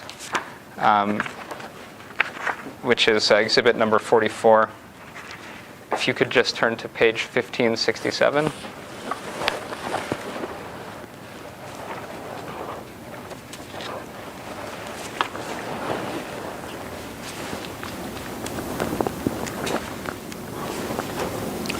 Okay, got it. And you see there a description of another detainee who was subjected to a list of EITs? Give me a second. Sure. Yes, I see where it says he underwent the following EITs. And those EITs are the EITs of the CIA's EIT program? They look like it. Yeah, they appear to be. Do you have any reason to believe that this person was not part of the CIA's EIT program? Objection. I have no reason to dispute it or confirm it. Again, I don't remember this name or this case. Did the defendants ask you, when you were preparing the declaration, about additional detainees beyond Gul Rahman, who you wrote about specifically in your declaration? I'm going to object because there's no basis for that. The defendants had nothing to do with the preparation of the declaration. Did the defendants see the declaration before it was finalized? I don't know. I don't think so. Did you speak with the defendants about your declaration? The defendants? Yes. No. Did you speak with their attorneys about the declaration? No. How did you decide what your declaration would include? Well, my attorneys indicated the areas that I should try to cover in the declaration. And I'm going to object beyond that. And that would be on the Go ahead. basis of privilege? Well, I don't think you have any right to ask. You're asking him why I decided to include certain things in his declaration. Sure, and And you've been operating on the assumption that the defendants participated in that, and I'm saying that he says that's not correct. So go ahead and ask your next question. But sure. I mean, I'm not looking to pry. I'm purely curious about whether. So your declaration makes a statement about whether Gul Rahman was part of the EIT program. right. Your declaration makes no statements about the other plaintiffs in this case. Your declaration was provided as part of this case. Right. What I'm trying to ask you, and perhaps you can't answer, is whether the defendants asked you to declare something about the other plaintiffs in this case. No. Okay. Um,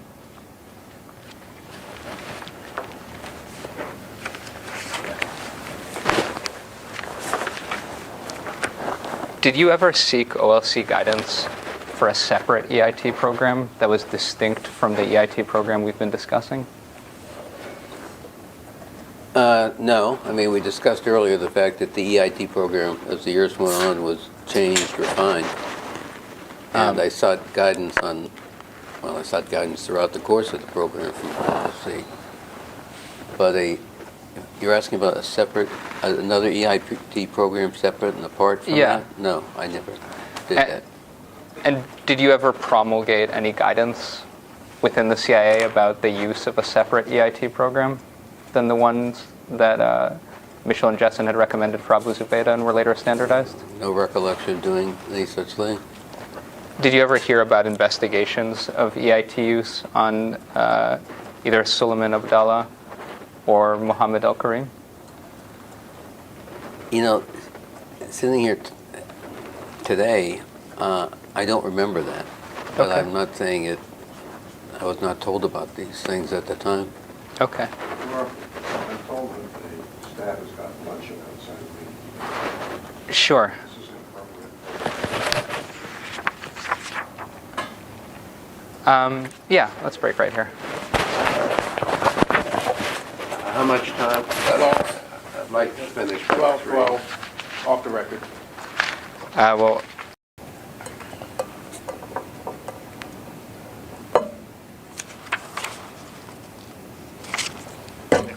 We're now on the record. This is the beginning of videotape 2 in the deposition of John Rizzo.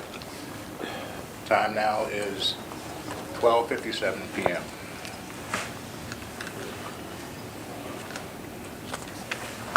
all right, Mr. Rizzo, I'd like to direct your attention to a document that will mark, is this 51? Yes. Please mark this as Exhibit 51.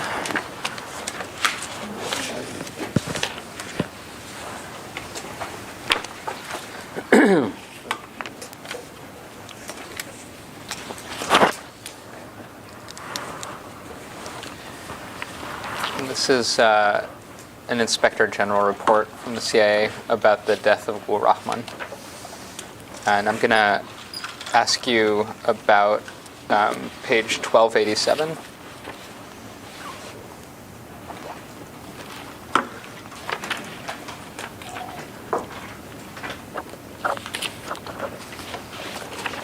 Okay, I'm there. Okay. So do you see it says at the top of the page, this cable written by Jessen for a different detainee requested permission to apply the following moderate value target interrogation pressures as deemed appropriate by Jessen: isolation, sleep deprivation, sensory deprivation, facial slap, body slap, attention grasp, and stress positions. Do you see that? I do. Is it your understanding that stress positions are an enhanced interrogation technique? I don't believe they were. I don't believe they were listed as such. Maybe we can compare it to Exhibit N to your declaration, which is the interrogation guidance.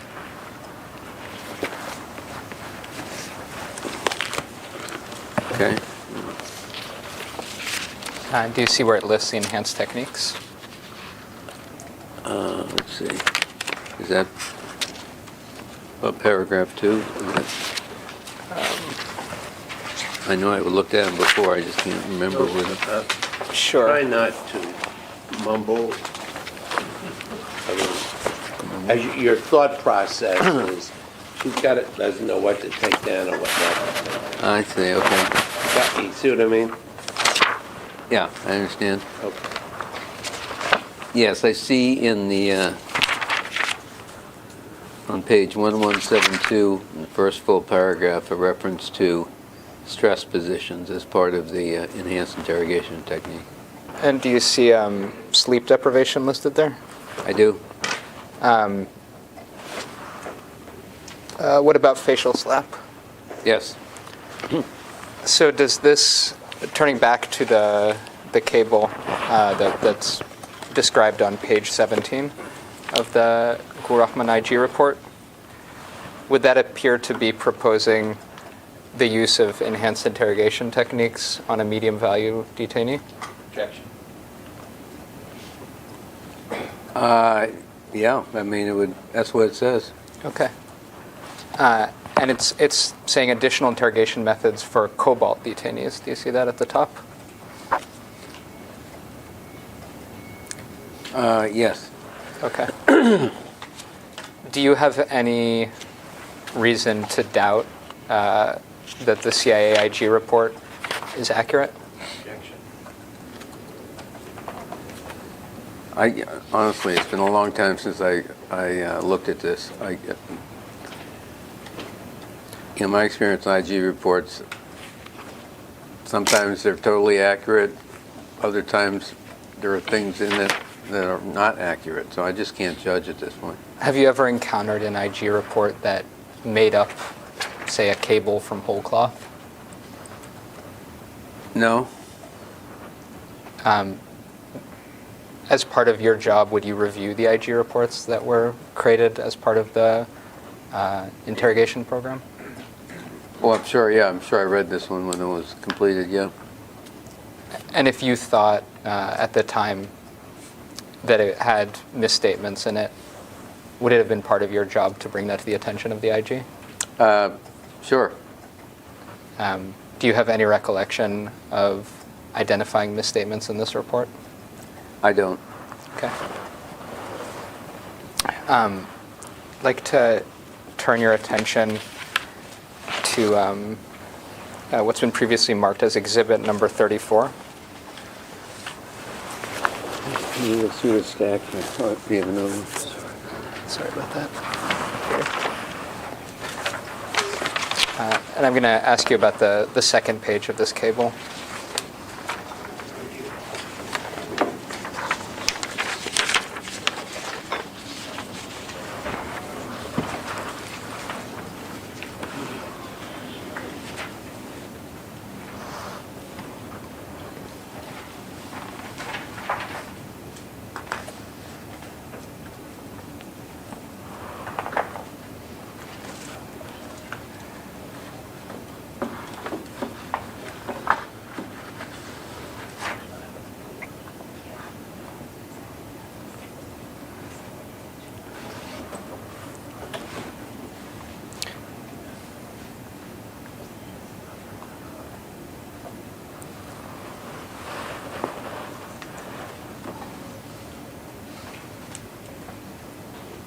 Okay, I've read it. Okay, so do you see at the end of paragraph number 3, it says, there is no indication he suffers from any psychopathology, nor that he would be profoundly or permanently affected by continuing interrogations to include HVT enhanced measures. That's correct. Do you know what HVT stands for? I believe it's high value terrorist. So this person who's being evaluated is being evaluated for techniques including HVT enhanced measures? That's what it says, yeah. And then the next paragraph makes the recommendation that employing enhanced measures is not the first or best option to yield positive results? Wait a minute, I have to read that next paragraph.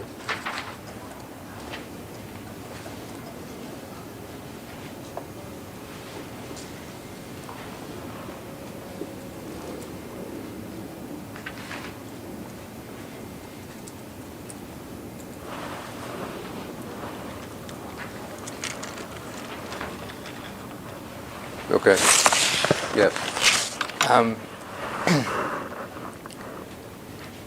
Does this cable appear to set forth an assessment of whether to employ enhanced measures on the subject of the cable? It appears to, yes. Now, you wrote in your declaration that Gul Rahman was not part of the high-value detainee enhanced interrogation technique program. That's correct. Why did you write that? Because he was, well, I remember the Gul Rahman case, and he had not been approved, to the best of my recollection and knowledge, for inclusion in the enhanced interrogation program. And by not been approved, you mean that a cable had been sent to headquarters and had been denied? Or what do you mean by that? Well, I just didn't have any recollection that, I certainly not details about whether a cable had been sent to headquarters or not. My recollection was simply that he was not part of the the enhanced interrogation program. And do you have a sense of why he would be evaluated for HVT techniques by an HVT interrogator if he were not part of the HVT program? I don't know. I just don't know.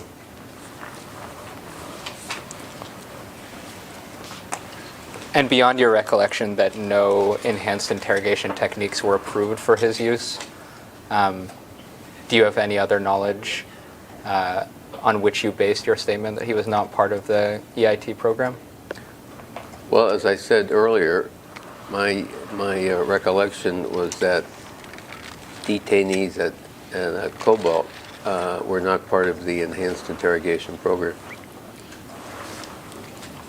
And that that continues to be your understanding in spite of the document you just looked at that said that, well, and we can look at the document.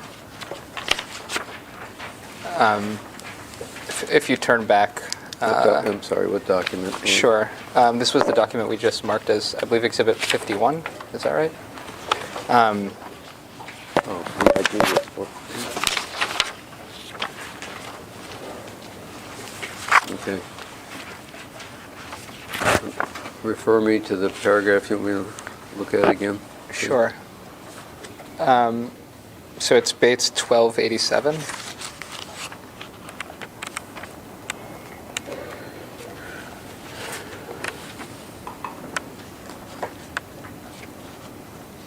Okay, you're talking about the paragraph at the top, correct?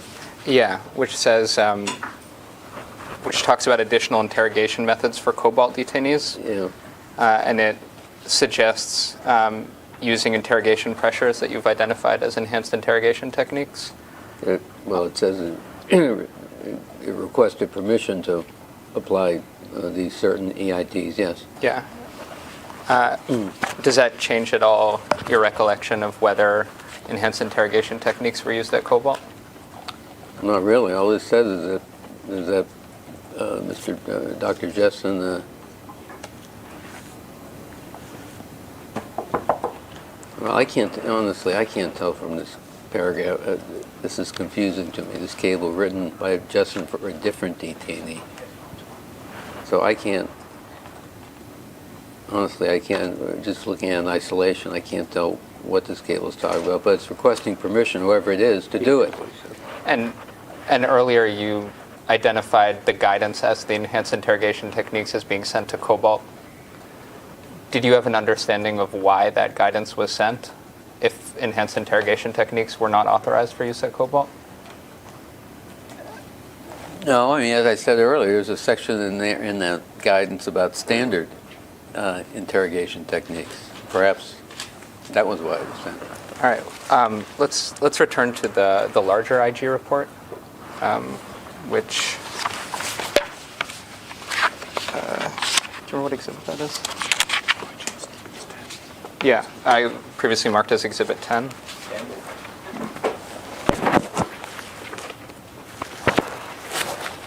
This? Yes.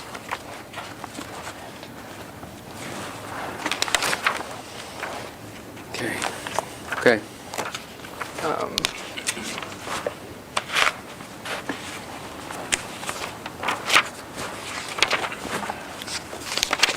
Just 1 second.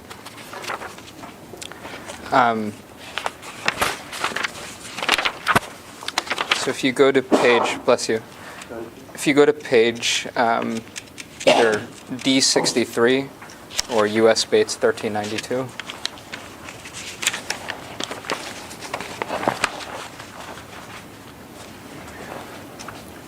And if you look again at paragraph 122.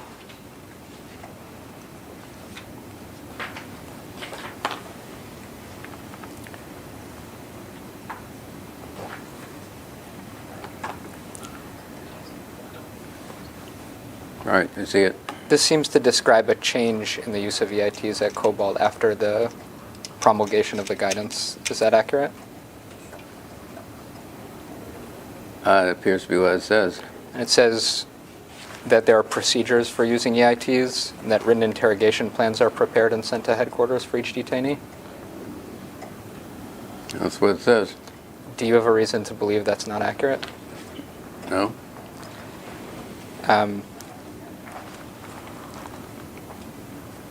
When you look at this, does it change at all your recollection as to whether enhanced interrogation techniques were used at Cobalt?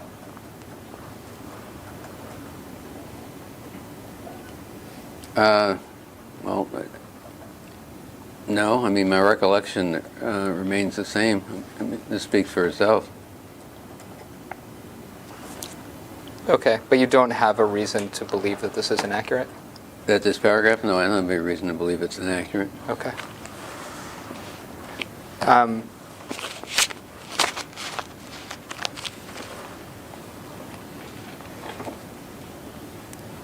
Do you think that there was a separate interrogation program that Gul Rahman was part of?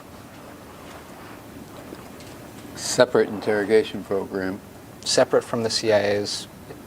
Enhanced interrogation program? Yes. Well, he wasn't, as I say, my recollection, he wasn't part of the enhanced interrogation program, so, and he was a CIA detainee, so I guess he was in a separate program, you know? What would that program be? I mean, what's the name of it? Or, I mean, What did you understand to be the contours of the program that was not the EIT program in which Mr. Rahman was evaluated for the use of enhanced measures? Well, it was the use of measures that were not part of the EIT menu of techniques. It was, as I mentioned earlier, a so-called standard interrogation. Well, if we can just return to that cable we were looking at, which is at U.S. Bates 1057. It's been marked Exhibit 34.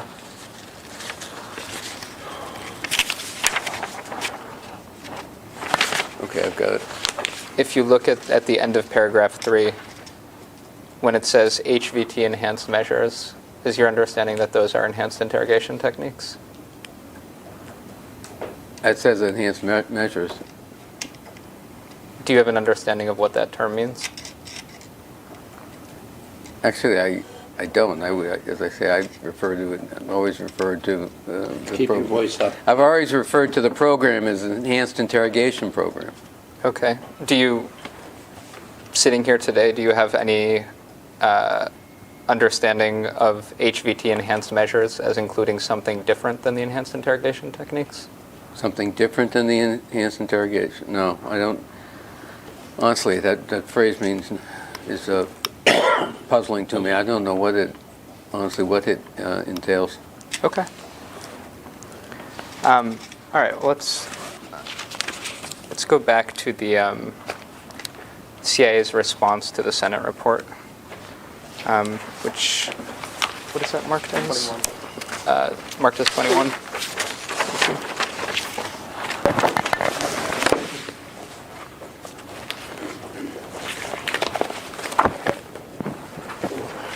It's one that begins with a memorandum for... Yeah. I see it. Okay. Now, you said you had not previously read this document? Is That's that correct. I have not. Do you have any reason to believe that the CIA's comments to the Senate were inaccurate? Objection. I have no reason for believing that. No. In your experience, would the CIA make misrepresentations to members of Congress about this enhanced interrogation program? No. Okay. If you turn to page 25,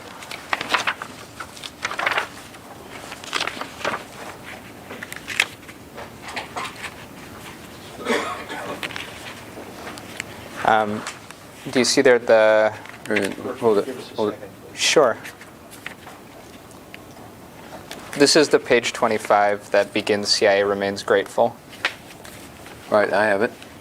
Okay. Do you see the second bullet point? I do. It says, we agree that CIA should have done more from the beginning of the program to ensure there was no conflict of interest, real or potential, with regard to the contractor psychologists who designed and executed the techniques, while also playing a role in evaluating their effectiveness as well as other closely related tasks. Did you have an understanding that the contractor psychologists who designed and executed the techniques played a role in evaluating the technique's effectiveness? Yeah, I believe I had that impression, yeah. And did that suggest to you the existence of a conflict of interest? No, it did not. Do you disagree with the CIA's conclusion that there should have been more done to prevent a conflict of interest from arising with regard to the contractor psychologists? Do I believe that now or at the time? Do you disagree with the CIA's statement here? No. So you would agree that the CIA should have done more to ensure there was no conflict of interest when the contractor psychologists evaluated their own techniques? Yeah, I think that's a fair suggestion.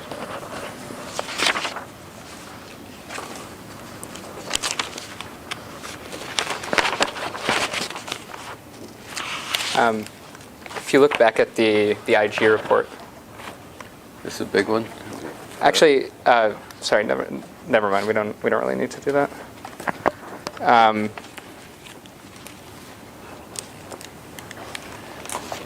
Let's go back to the Office for Professional Responsibility report instead. Okay. I'm going to ask you about a statement on page 100.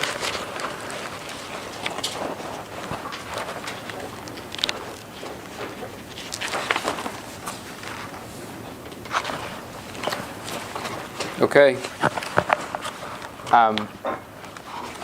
So it says there that you had an MFR of a March 24th, 2003 meeting. What exhibit number? This is number 49. Page 100. I don't see that actually in... Sorry, I may begin on the previous page. I'm finding it myself.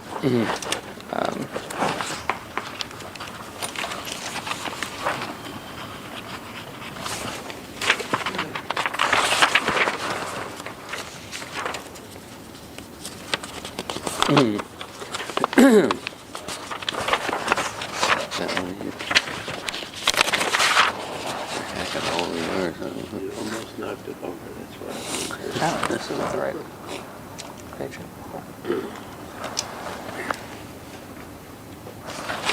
Sorry, I've pointed you to the wrong page.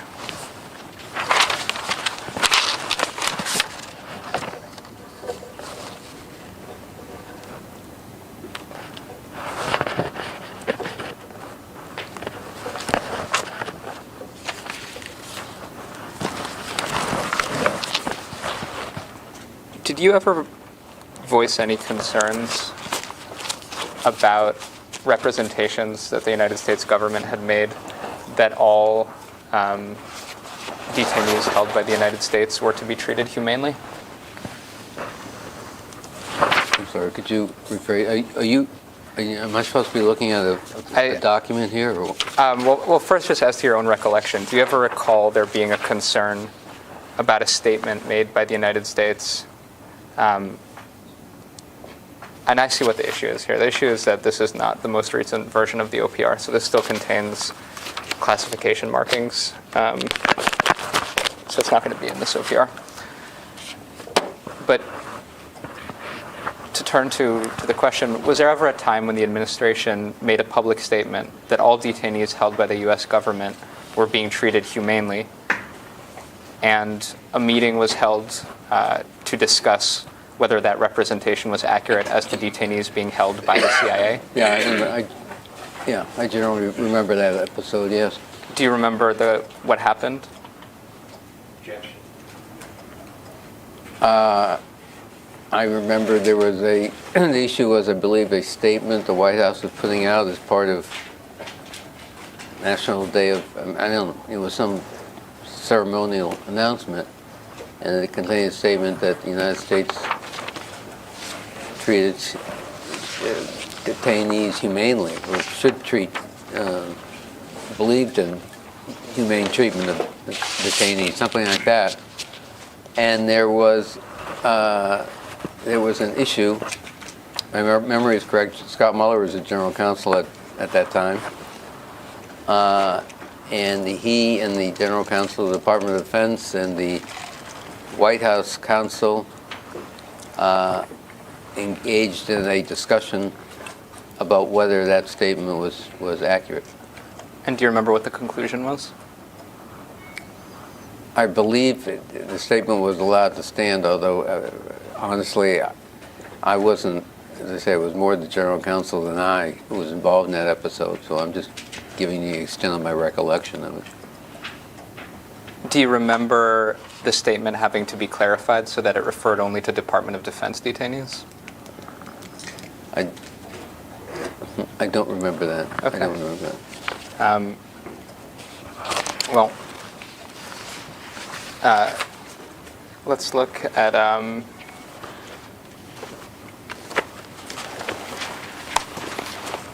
letter written by John Bellinger.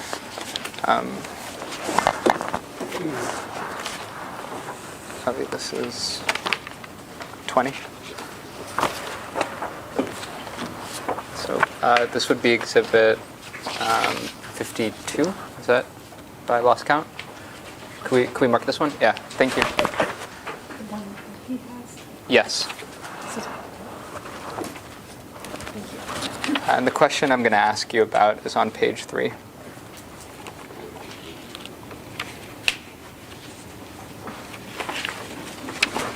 Three. Okay, I'm at 3.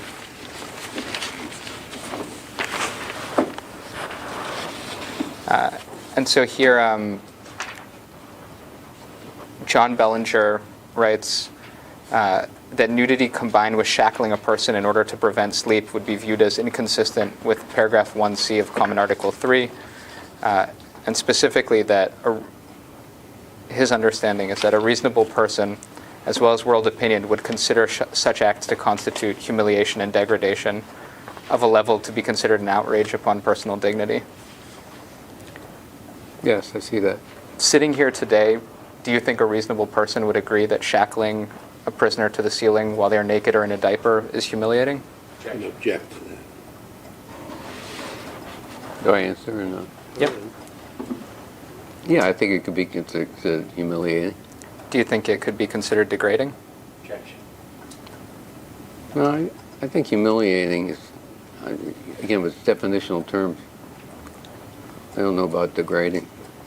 So you don't think it would be degrading treatment to have someone shackled to the ceiling in a diaper? I don't know. If I were just to say offhand, I would say it was humiliating. That would be the term I would use to best describe it. Are you aware that U.S. courts have found solitary confinement in dark cells with no opportunity for cleanliness to be degrading?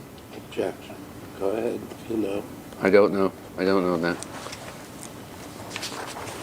Would it make a difference to you if you did know that?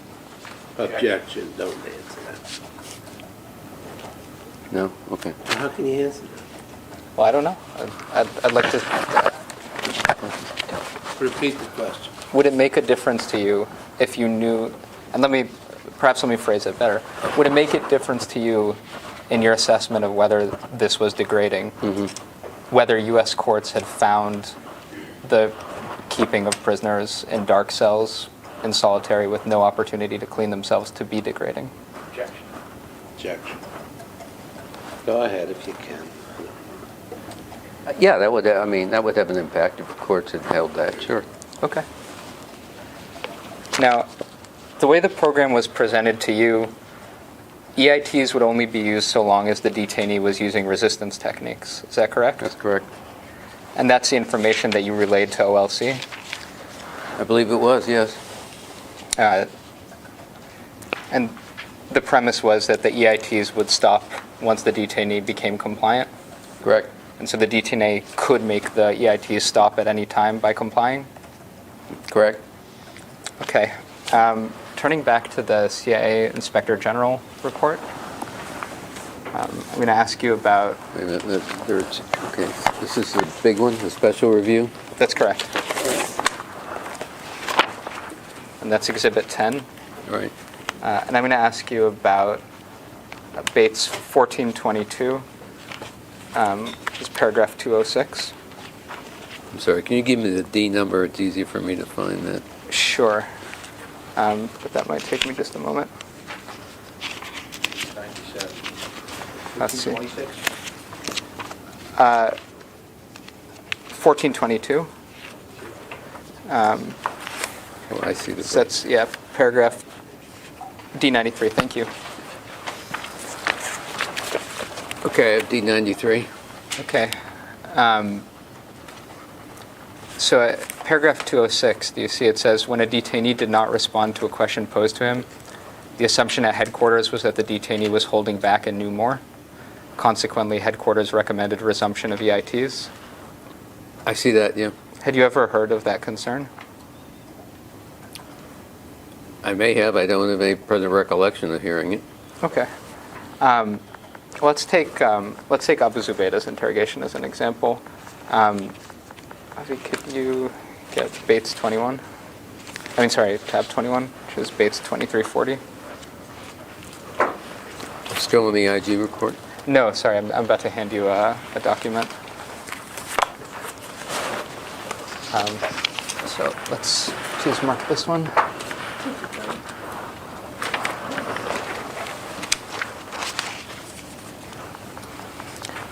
And I'm going to ask you about paragraph 4 on the second page of the cable. Okay. Give me a second.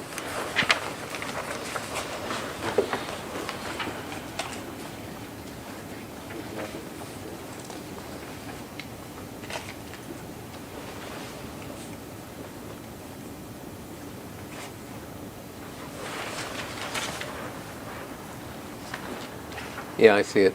Okay. And so it says that at this stage, it is unlikely, highly unlikely, according to the interrogation team, that the subject has actionable, paragraph 4, yes, that the subject has actionable new information about current threats. Do you see that? Yeah. And if you turn to the first page, you see a date of August 10th. Is that right? That's correct. Okay. If we turn to your book excerpts, which is that Exhibit 47? Sorry, where's the date, August 10th? At the top. Sorry. In the middle. There. Let's say August 2nd? No, that's August 02, 2002. Okay. So turning to your book excerpt, you wrote on page 193. Wait a minute. Is this part of the book excerpts you handed me earlier? Mm-hmm.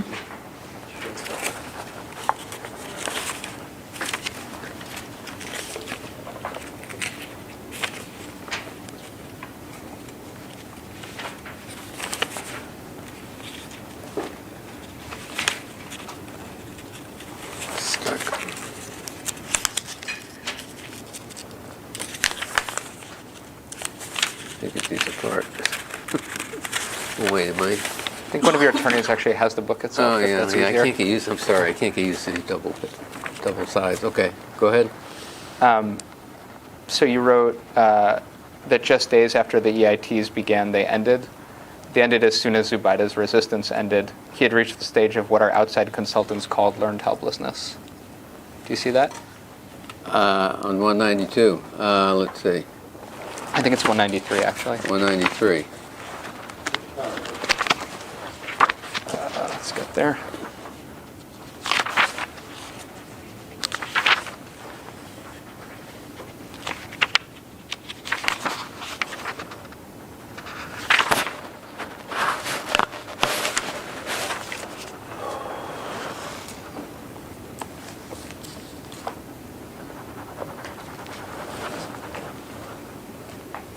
Yeah, I see where that is now. Now, when you say he had reached the stage of what our outside consultants called learned helplessness, the outside consultants are Doctors Mitchell and Jessen? That's correct. And what did you understand learned helplessness to mean? Well, I'm a layman, so my understanding was it was this. The notion is that the detainee would recognize that further resistance would be futile. And so, therefore, he wouldn't be holding anything back. Yeah, correct. Okay, so we just looked at a cable on day 6 in which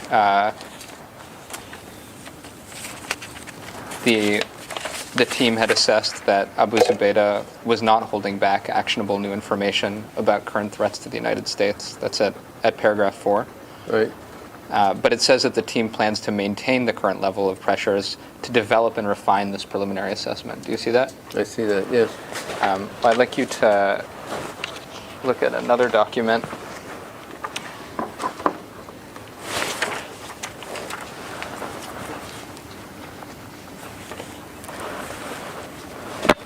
So let's mark this. Good.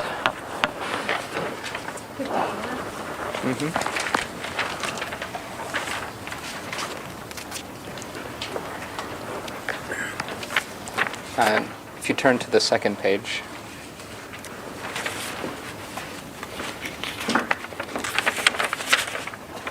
Okay. It says, the subject has continued to say he knows of no threats to the United States other than those he has already mentioned. And it says, in short, that's at the very top. And then right before paragraph C, it says, in short, however, no significant new details emerged from sessions, especially in regards to new threat information. I see that. And you see that this is now day 11 of the aggressive interrogation phase. Sorry, that's still on the page you were on before. You could also look at the date there. I wanted to look at the date of the cable. That's on August 14th. Yeah. So this is now 5 days past the previous assessment that he wasn't holding back information.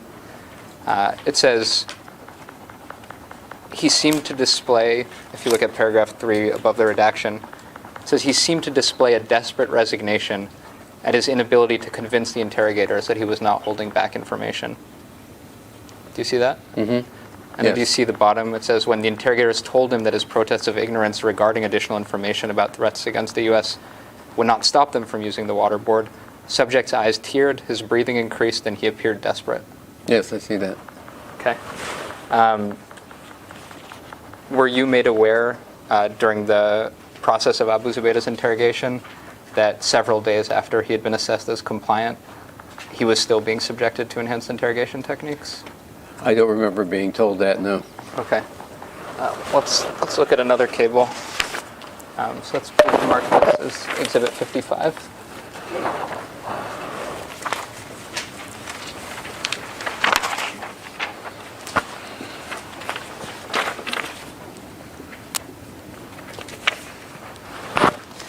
You can see that this cable is dated August 19th.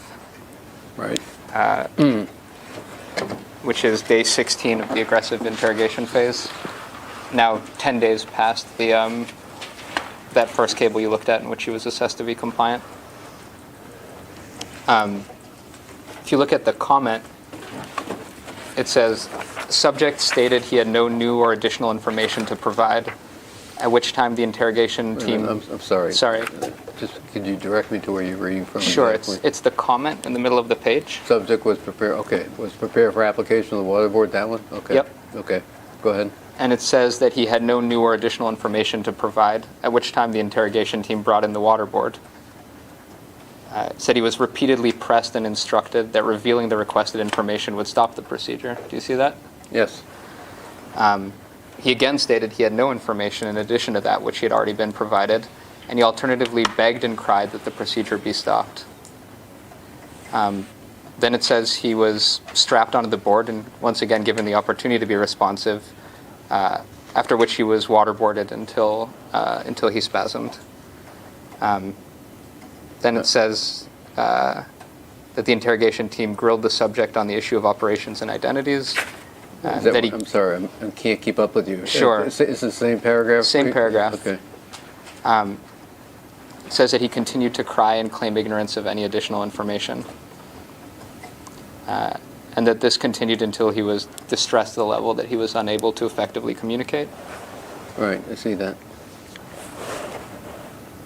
Did you know at the time that waterboarding was continuing 10 days after Abu Zubaydah had been assessed as compliant?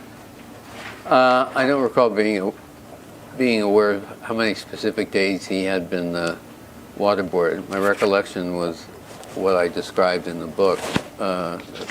My recollection was that the waterboarding lasted for about a week. Yeah, and this appears to indicate that he was still being waterboarded on day 16. Is that right? So it appears to say, yes. And it says that he was instructed that revealing the requested information would stop the procedure. That's what it says. That he begged and cried, but was not able to produce that information. That's what it says, yes. And so he was waterboarded again. Yes. Now, if we go back to the IG report,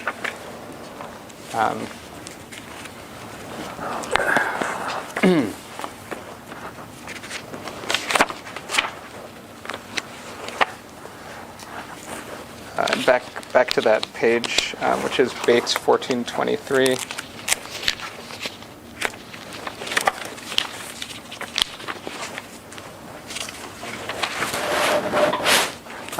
And that's D94. Right, I got it. And it says here in paragraph 209 that the shortage of accurate and verifiable information available to the field to assess a detainee's compliance is evidenced in the final waterboard session of Abu Zubaydah. According to senior CTC officer, the interrogation team considered Abu Zubaydah to be compliant and wanted to terminate EITs. But it looks like CTC and the headquarters believe that he continued to withhold information. Objection. Um, What it says. Sorry, if you turn the page, it says CTC UBL believed Abu Zubaydah continued to withhold information. And then if you turn the page, it says that this generated substantial pressure from headquarters to continue the use of EITs. Yes, I see that. Were you aware that the interrogation team on the ground had repeatedly recommended that the subject was compliant? I don't remember that specifically. I remember there were on occasions that the field and the headquarters had disagreements about continuation of EITs on a given detainee, but I don't remember this specific case. Would it be accurate to say that Abu Zubaydah could have terminated the use of EITs at any time by complying? Well, that was the understanding. That was my understanding. And looking at these cables and at the IG report, do you believe that understanding to be correct? I can't. I'm just reading this. It's been a long time. I can't make a judgment on that. Well, let's look at paragraph 209 again. It says the shortage of accurate and verifiable information available to assess a detainee's compliance is evidenced in the final waterboard session. Do you see that? Yeah, I see that. Do you understand that to mean that his waterboarding was caused by a lack of ability to properly assess his compliance? Let's see. I'm sorry, I didn't follow that. Could you just rephrase it? I'm trying to read it here. Okay. TMC. Witness file after which they report back to headquarters. If you do speak, I need to... Oh, I'm sorry. Okay. All right. Okay, I'm sorry. Could you ask the question again? Sure.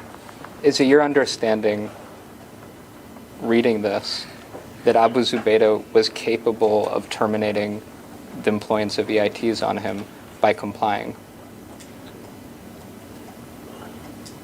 Well, I object because all you're asking him is to read things in the report. Well, this is a report that that Mr. Rizzo was part of the production of. This was part of his job to read this report, to respond to questions of the IG. But the report is the report, and it speaks for itself. So. Well, I'm trying to understand an aspect of the authorization here that I'm hoping. But I'm just I appreciate that. He's not confirming things, he's just saying, he's just confirming these are the words that are in the report. Well, that's correct. Go I ahead. mean, that is what it says here. Go ahead, I'm over my objection. Well, let's go to the legal guidance that was given from OLC.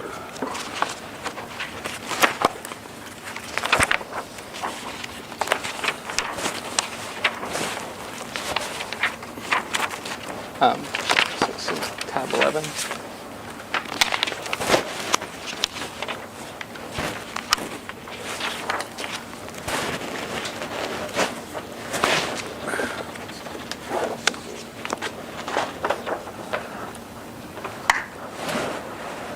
Let's mark this exhibit, please.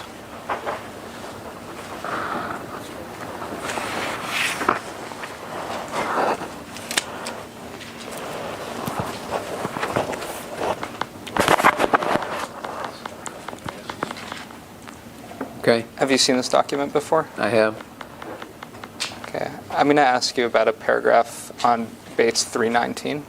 We mark the document as an exhibit. Sure, I think it is marked. Is it? 56. 319? Yes. Okay, I have it. And do you see the last paragraph there? Sorry, for what page, please? Sure, it's Bates 319, also marked as 262 on this document.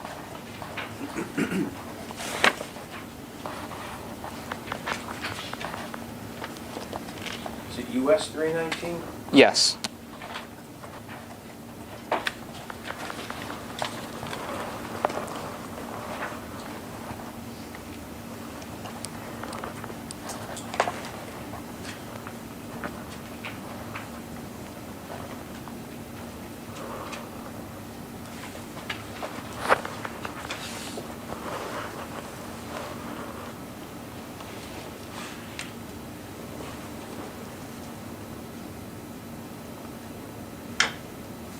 Right, okay. So this is a document from OLC to you, is that correct? Correct. And this is based on the information that CIA provided OLC on the use of the techniques? Yes. And turning back to the CIA IG report,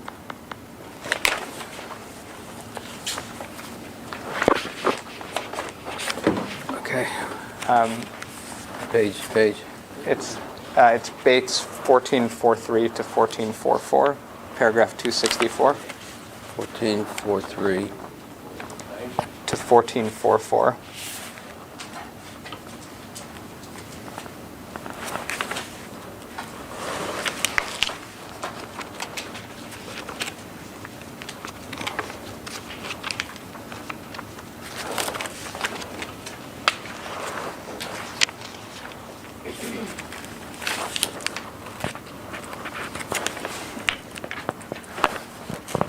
Do you see paragraph 264 at the bottom? Okay, are we talking about 44 or 43? At the bottom of 43.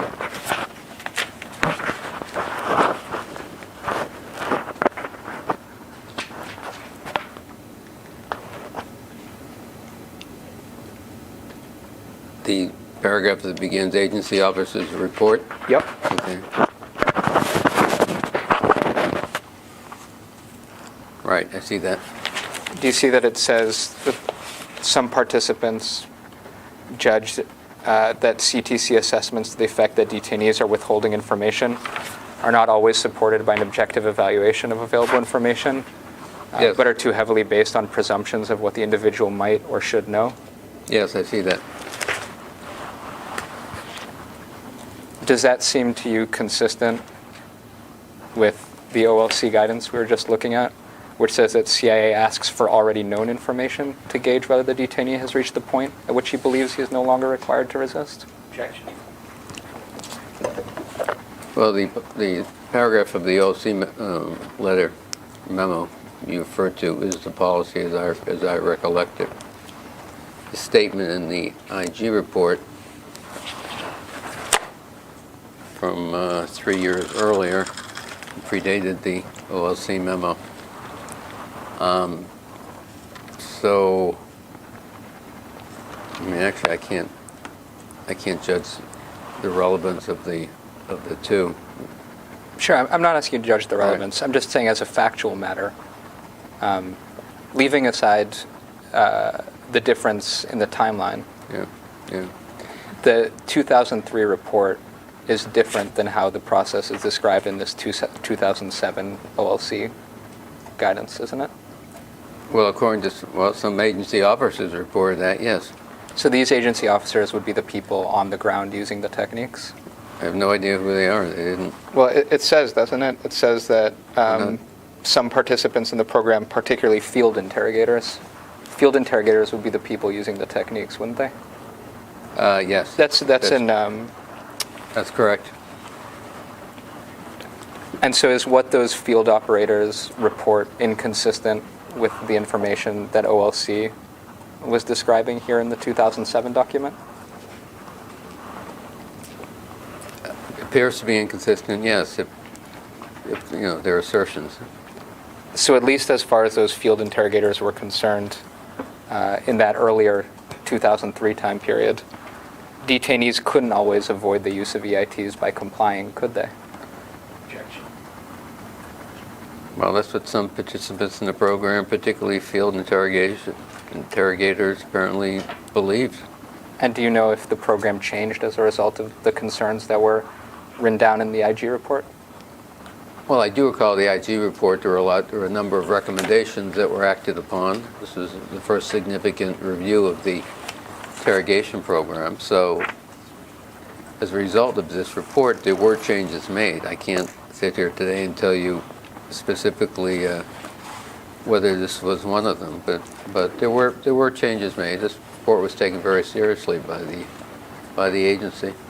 And you didn't yourself observe interrogations, right? I never did, no. And OLC, did they observe interrogations? I don't believe so. Because they would have had to. No, not to my recollection. And as far as you were concerned, you were relying on what people in the field and people in CTC were telling you about the program, is that right? That's correct. And you relied on them to implement faithfully the legal guidance that you were sending? Yes.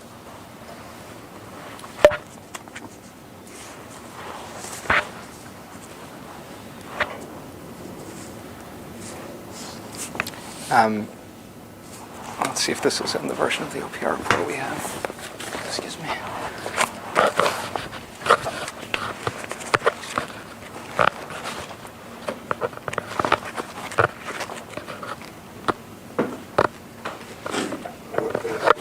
It's not.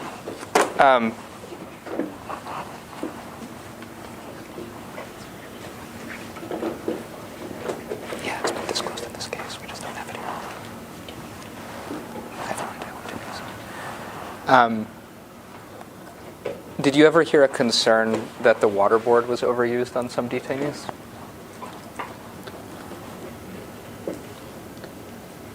I probably did. Don't guess. Yes, no, full answer, but do you remember? Repeat the question. I'm sorry. Repeat the question again. Did you ever hear a concern that the water board was overused on some detainees? Yes, I heard that. Do you remember the details of what you heard? No, I can't remember which detainees were being talked about. Well, staying with the IG report, if you look at Bates number 1360,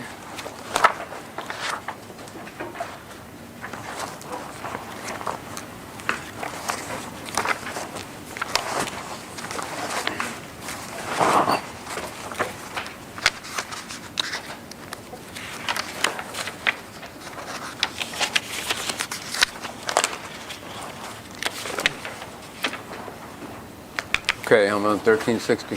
do you see the footnote number 26? I do.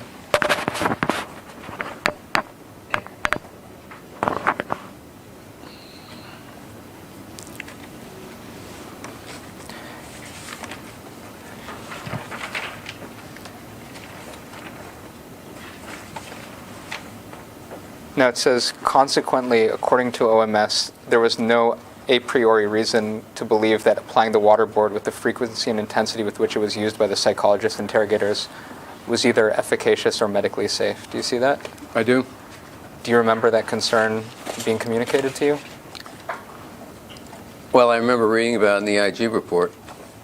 And did that lead to any changes in the program that you remember?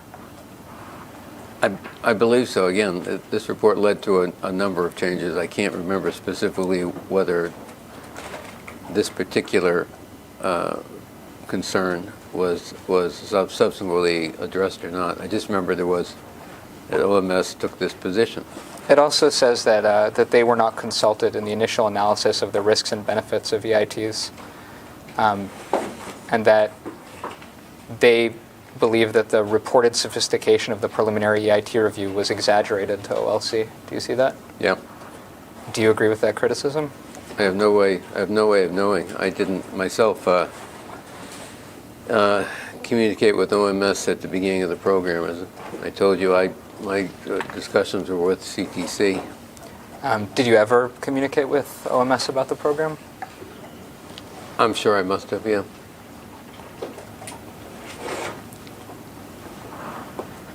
Do you recall anything that OMS told you about their views on the program? Well, actually, what I remember is the OMS people I talked to thought the program was worthwhile and professionally managed. Okay.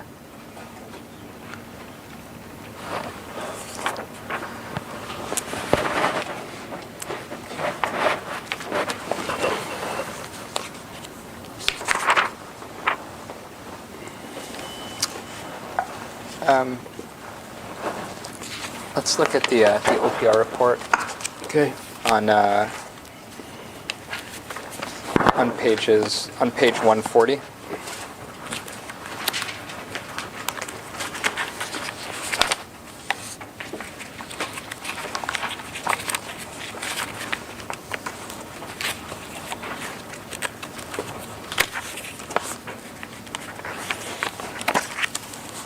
Okay, I have 140. Do you remember Mr. Philbin from the Office of Legal Counsel? Pat Philbin, yes. Do you see here at the bottom of page 140, there's a statement from Mr. Philbin. Yeah, I see that. He says that it had not been known in 2002 that detainees were kept in diapers, potentially for days at a time. Yes, I see that. Do you remember whether CIA informed OLC that in 2002 the detainees were kept in diapers, potentially for days at a time? I can't remember. There were lots of discussions with OLC in 2002. Do you have any reason to doubt Mr. Philbin's account? No, I mean, Mr. Philbin's a good attorney and honorable man, so no. So on the next page at 141, when he says that all of these factors combined to create a picture of the interrogation process that was quite different than the one presented in 2002, would you agree that that's an accurate statement?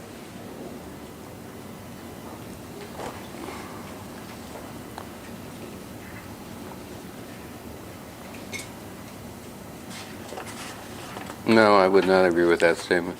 So what part of it do you disagree with?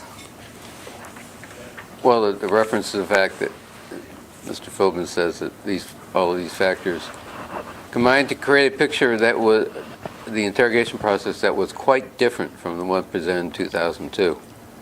I don't believe what the IG report found as factual determinations were.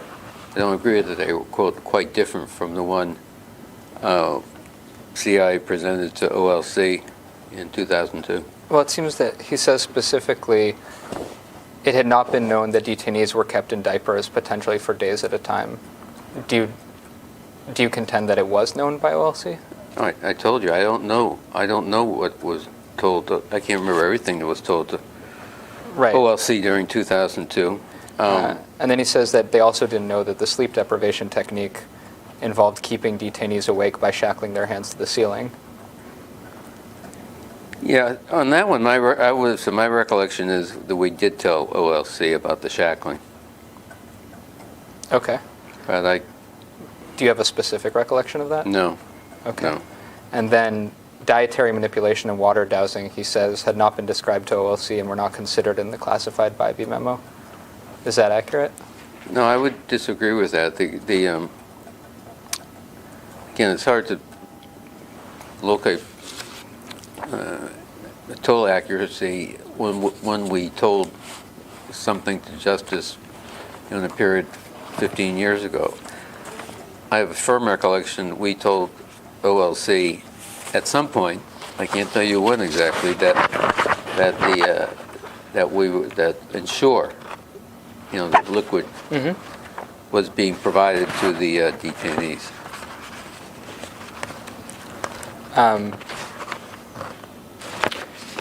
Does it trouble you that Mr. Philbin had this reaction to the CIA's program? I'm going to object to that. Let's go ahead and answer if you can. No, it didn't trouble me. I have a lot of respect for Mr. Philbin, so he certainly was free to express his opinions. And what about when John Bellinger said that he viewed nudity combined with shackling a person to prevent sleep to be humiliation and degradation of a level that would be considered an outrage upon personal dignity? Does that trouble you? Objection, go ahead. Does it trouble me that Bellinger said it, or is it? Yeah. No. John was expressing his sincerely held opinions. We discussed earlier. It also reflected the view of his superior, Secretary Rice.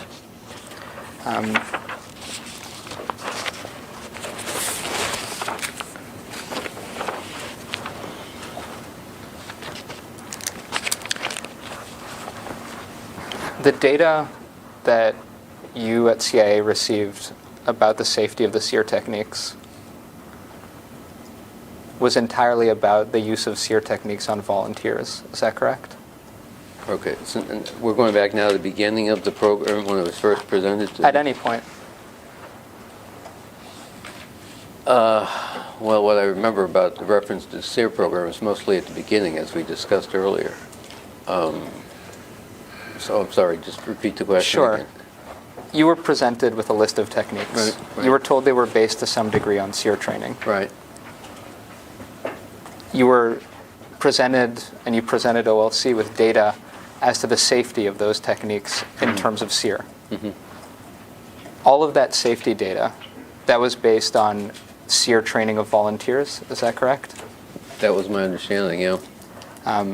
And neither Mitchell nor Jessen nor anyone else pointed you to studies of prisoners of war, is that correct? Not that I recall, no. And you didn't yourself review, as far as you recall, any studies of actual prisoners of war, is that correct? I did not.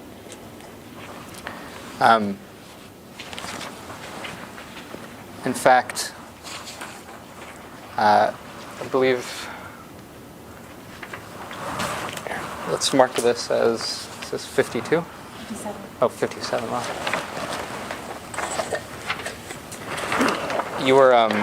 You were interviewed by the New York Times about the long-term effects of some people who had been subjected to enhanced interrogation techniques. Is that correct? Right, yes. And you told the Times that,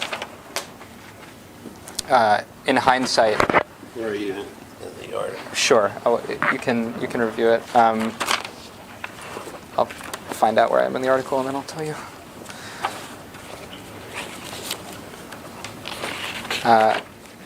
I'm on page 6.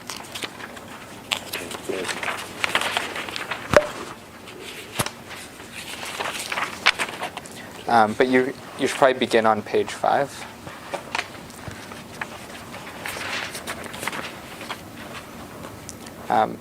Specifically, it says that General Xenakis found decades of papers on the effects of abusive practices. Do you see that? Where's Sure. that, at the bottom? It's on page 5. It says back home in Virginia. general in access, yes. Right, I see that. It says he found decades of papers on the issue, science that had not been considered when the government began crafting new interrogation policies after September 11th. Do you see that? I see that, yes. Do you remember any research into the effects of abusive practices at the time that these techniques were being considered? Abusive Abusive practices, rather than Abusive training on practice. volunteers. Yeah. No, I don't recall that. And on the next page, there's a quote from you that says, in hindsight, that should have come to the fore. Do you see that? Yes, Do you stand by that statement? yes, what I said, yeah, in hindsight, it should have. And you're a lawyer, of course, not a psychologist, correct? I am not a psychologist. And you were not aware of the body of social science research that existed about prisoners of war, is that correct? I was not, no. And that research was not brought to your attention by either Dr. Jessen or Dr. Mitchell, is that correct? I don't recall, frankly, anyone bringing it to my attention. Okay.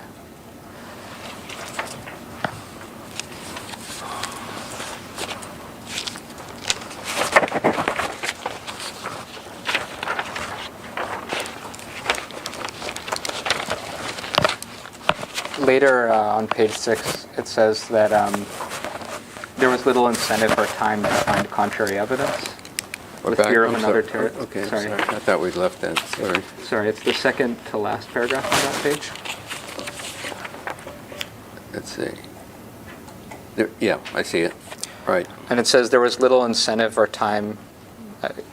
Well, I'll read the full sentence. With fear of another terrorist attack, there was little incentive or time to find contrary evidence. The government wanted a solution. It wanted a path to get these guys to talk. Right. Do you stand by that assessment? Well, I stand by the quote that's in quotes. I did say that. With respect to the first sentence, you know, I don't recall telling the reporters that, using that phrase, there was little incentive or time to find contrary evidence. I just don't remember saying those words. But the second sentence is an accurate quote. And as to the first sentence, sitting here today, do you disagree with that? Well, I disagree with fair, that there was little time to find contrary evidence. I take issue with the idea of little incentive. Okay. And what specifically do you take issue with? Well, the word incentive, as I say, I don't recall using that term when I was talking to the reporter. Okay. It was clear to me, and this is what I thought I articulated to them, was that there wasn't much time. We didn't have the time to find contrary evidence because of the fear of a second attack, and that one of our detainees was holding back that information. Yeah. So you had an assessment that this detainee was employing resistance techniques, and that there were methods that would allow CIA to get through that resistance. Is that right? This detainee being Abu Zubaydah. Yes. And there were experts who would employ those resistance techniques on Abu Zubaydah? Yes. And would you say there was a lot of pressure to let these experts do what they said they could do? No. There was a lot. I mean, there was a lot of pressure to expose, find out about a second attack on the homeland, but there is no pressure to your term and let these experts do what they wanted to do. I don't remember that. Not what they wanted to do, but what they said they could do. They said they could figure out if he was withholding information. No. I mean, that was important to find those things out. Sure. Now, years later, a former POW gave his verdict on the program, and you write in your book that it affected you. On page 242 of the excerpt. 242.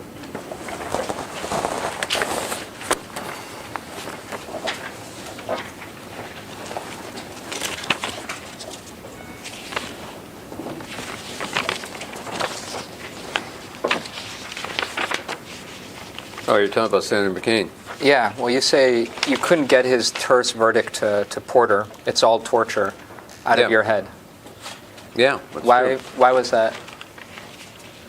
Well, I mean, a man with the background, background and stature of Senator McCain, and a unique personal perspective and experience.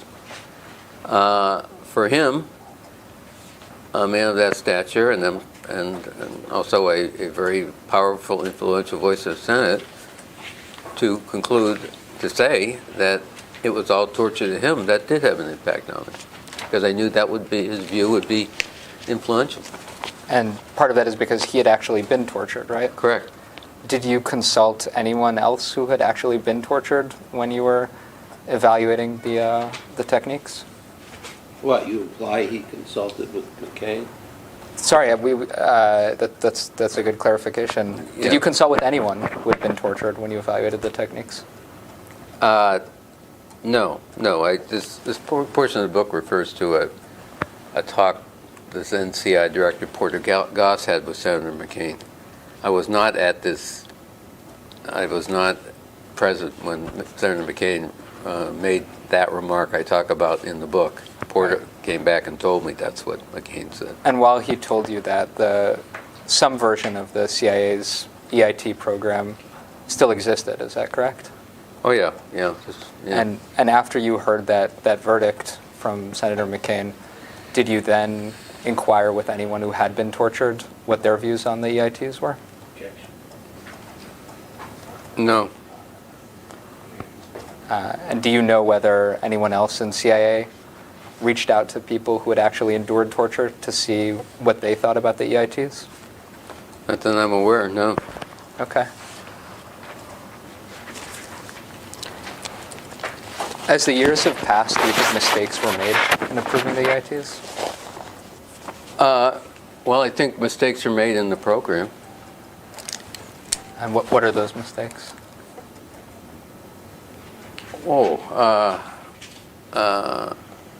I mean, there were well documented by now occasional abuses of the program.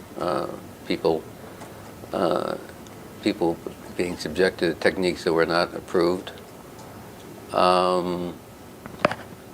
We made mistakes in terms of keeping the Congress informed. We should have, in retrospect, been more open with the details of the program to many more members of Congress earlier. Things of that nature.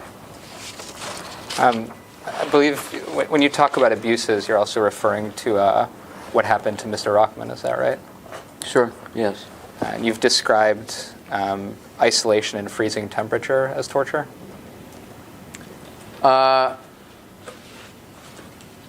Isolation, no. I mean, freezing temperature, it could be considered torture.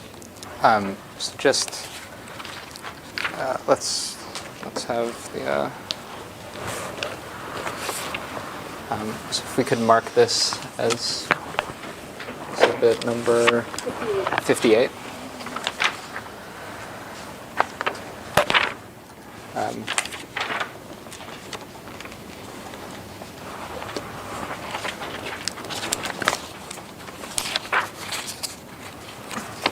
Do you have another copy of that? I might have it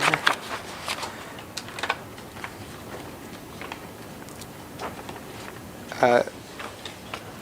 So here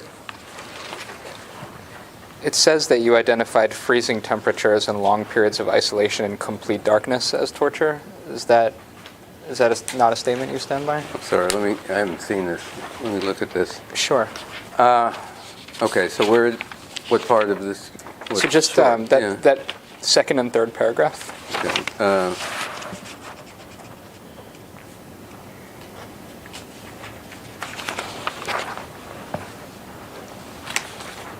Yeah, I said in the second paragraph that exposing prisoners to freezing temperature and long periods of isolation and complete darkness were not legally sanctioned. That's correct.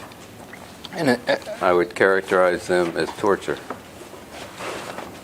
do you stand by that as to long periods of isolation and darkness?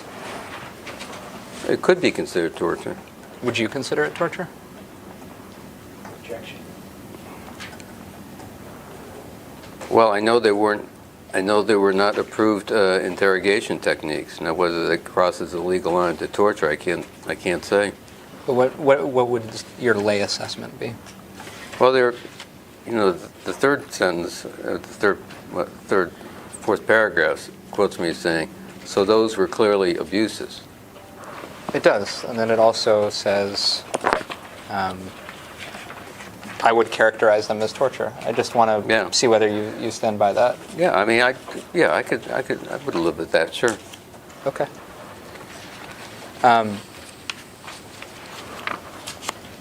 Now, you're aware that the President of the United States has said that he believes torture works? Yes. Which president? The current one. President Donald Trump. Yeah. Are you just trying to make me say that? Yes, Yeah. precisely what I was trying to Yeah. We still find it hard to say. You just got tight Yeah. Yeah. and you're starting to sweat. I know. Okay, can we get going here? Absolutely. We're almost done. He's almost finished, right? Absolutely. So President Trump has used the word torture in a positive way, hasn't he? Could you repeat the question? Sure. President torture. Oh, sorry. We are almost done. Okay. We are almost We gotta done. stop at 3 o'clock. You know none of this is ever going to get into evidence. I- Why are we doing this? Okay. We can have this conversation later. Well, let's have it right now so I can get some time with the witness. Okay. Would you allow me to finish? Is that? Well, I guarantee it will be quicker. I can open my mouth, but it's 2:15. The witness wants to leave at 3 o'clock to go see his sick wife, and we're asking about his views about President Trump. What No. the hell are we doing? Well, if you'll allow me to finish, we'll find out. All right, let's go. So President Trump has said that he believes torture works. I've read that, yes. Have you ever spoken with President Trump about torture? I have not. Okay. Do you think it's dangerous when the President of the United States says that torture works? I object to that, and I'm going to instruct him not to answer. Based on what? He's in enough difficulty without that. What's the point of it? I mean, Okay. go ahead, you want to answer if you can. I mean, I'm sorry, repeat the do you question. think it's dangerous that the President Trump Has endorsed the use of torture? Objection. Okay, do I answer? Do you want to answer? I wouldn't call it dangerous, I'd say foolish. Why is it foolish? Well, in my view, it doesn't do justice to a complicated issue. Okay. All right. I think I'm done. Good. My turn. Your turn. You have 43 minutes. Who's counting? Me. Wow, okay. No, I Mr. obviously Rizzo, good. don't have that authority, but I do appreciate it. I'll move quickly.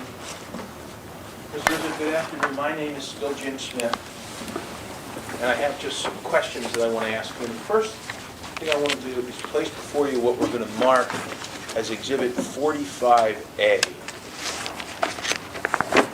What is And for the record, I will identify 45A as the declaration of John Rizzo that was executed by Mr. Rizzo on January 23, 2017, but containing all of the exhibits. Do you have that document before you, sir? I think so. And is that the declaration that you executed on January 23, 2017? Yes. Okay. And the exhibits that are attached, are they the exhibits that are referenced in your declaration and now attached thereto? Yes. Okay. And I think you testified previously that you, along with the assistance of your counsel, prepared that declaration? That's correct. Have you ever met me before today? No? Did you even know I existed before today? No? Had you talked to any of the lawyers for Drs. Jessen or Mitchell before today No. about the particulars of the lawsuit? Or about anything for that? Yeah, I never talked to you folks about anything. Okay. During the lunch hour, I'm sorry, let me amend that. I've known Mr. Shoki for a number of years. Okay. I've talked to him in the past, but Not nothing... about this lawsuit? Right, okay.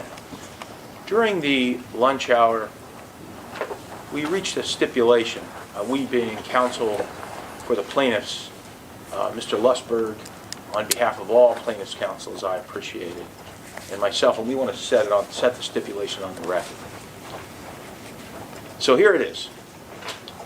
The parties stipulate that if the court permits this deposition transcript to be used at the trial, which is presently scheduled to proceed in June of this year, then we further stipulate that this declaration that you executed and the exhibits thereto are admissible as evidence, with the exception of paragraphs 22, 31, the last sentence of paragraph 40, paragraph 48, paragraph 69, paragraph 70, paragraph 77, and paragraph 78. And let me stop and ask Mr. Lusberg, did I accurately set forth the stipulation? Yes, you did. Okay. So let me go to the paragraphs for which we do not have a stipulation. I'm going to ask you to turn to exhibit number 45, paragraph 22. Could you help me? Oh, it's 45A has the exhibits, 45 doesn't have the exhibits. Okay. You can go to the one without the exhibits or the one with the exhibits. Pick any one that is easily Okay. before you. Okay, and you want me to look at what? Go to page 4, paragraph 22. Yeah, it's my declaration. Right, I see it. You see where it says in your declaration, quote, "To my knowledge, Drs. Mitchell and Jessen had no role in the OLC's assessment of these techniques' legality and had no contact with OLC personnel as they conducted their assessment." Do you see that? I do. Now, sir, is it true that Drs. Mitchell and Jessen had no role in determining the legality of the techniques? No, that's true. Okay. And you know that they're not lawyers, right? I know that, yes. And is it fair to say that when your legal counsel was sought, the people that were seeking legal counsel were Mr. Rodriguez and members from the Office of the CIA? Members of, from the CIA, sure, yeah. Okay. CIA people. Okay. And then the other part of paragraph 22 deals with contact. And is it true that Drs. Mitchell and Jessen had no contact with OLC personnel as they conducted their assessment? To my knowledge, they did not. Okay. So Drs. Jessen and Mitchell weren't lobbying for the OLC to reach a particular conclusion, No, right? no. Okay. Let's go to paragraph 31. It's on the next, actually 2 pages later. Paragraph 31 looks to me to be almost identical to the language in paragraph 22. Would you agree with that? Yeah, it looks And to I be. take it your testimony about the factual basis for paragraph 31 wouldn't change if I asked you any questions about that. That's correct. That's So let's correct. go on then to the last sentence of paragraph 40, which is on the next page. Now, do you remember that you were asked questions during your examination by counsel for the ACLU about possible psychological effects that result or could result from the use of EITs? I remember that, yes. Okay. Now, in this paragraph 40, you state in that last sentence, quote, "The JPRA concluded no long-term psychological effects resulted from the use of the EITs," period, close quote. Do you see that? Yes. Tell us what the JPRA is. It is a DOD entity, and they say in that paragraph, it's called the Joint Personnel Recovery agency. And my understanding, I was not familiar with it before 9/11, but my understanding became that they were responsible for overseeing all of the SEER programs, training, things of that nature. And what was the source of your knowledge that the JPRA concluded no long-term psychological effects resulted from the use of the EITs? My recollection, As it appears in your declaration. my recollection is I learned that I got some piece of paper. I can't honestly recall whether it was the actual JPRA written conclusion or if it was the DOD General Counsel, a man named Jim Haynes, who I dealt with regularly during these days, whether he conveyed that conclusion to me. And Doctors Mitchell and Jessen were not part of the JPRA, were they? Not to my knowledge, no. Let me show you what we're going to mark as the next exhibit in the case. For the record, I'll identify it as bearing U.S. government Bates label, last four digits 1913 and 1914.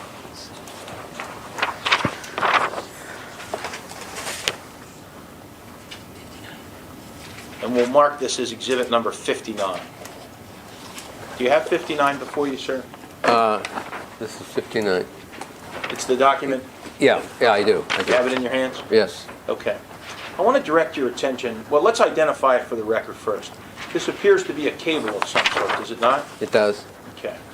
And I take it during the period of time that we're talking about here, when you were acting as counsel for the CIA, you had occasion to see cables like this? Yes. I want to direct your attention to the third paragraph of the cable. Do you see it there? Yes. And I want to go about 5 lines down, the sentence that starts with, "in an effort to help." Do you see that? Yes. And let me read this into the record. It states, quote, "In an effort to help HQS obtain the needed approvals so that BASE can begin the next phase of the interrogation process, request," and then there's a blank, SERE, that's SERE, psychologist assistance. You see that? Yes. Okay. And counsel, can we stipulate that to the extent that the government redacted information about who the SERE psychologists were, when it was Doctors Jessen or Mitchell, the government would type in their name? Can we agree with that? I'm not sure. I Let me ask the government.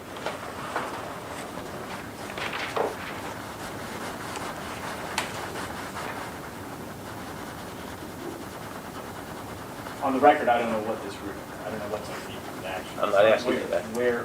Here's what I'm asking you. Yeah. So listen carefully. In the instances where the identity of a SERE psychologist was called out in the document, the names were redacted. However, in the instances when the SERE psychologist was either Dr. Mitchell or Dr. Jessen, the government would type those names in the information that was produced to us in discovery. Do you Yes, agree with that? Yes, if their names were as stated Correct. in the document. So is it fair to assume then that the name that was redacted of the SERE psychologist was a name other than Dr. Mitchell or Dr. Jessen? I'm going to object because it's not at all clear that this is the name that's being redacted. It could be any other kind of identifier. If what was underneath those two redactions were either Dr. Mitchell's name, code name, or another identifier, we would have substituted it. Okay. If that is not there, and what's under the black is something other than those. Okay. Likewise, with respect to Dr. Jessen. Correct. Okay. So, and I heard what you said, counsel, and I don't know what was redacted. I'm left to my own devices with these documents from the government. But do you recall looking at this document, if there were other opinions you got from other SERE psychologists as suggested by exhibit number 59? Yeah, I don't specifically recall this document. Not to say I didn't see it, I just don't remember at this point in time. So even though you don't recall the document, what about the subject matter that I'm asking you about?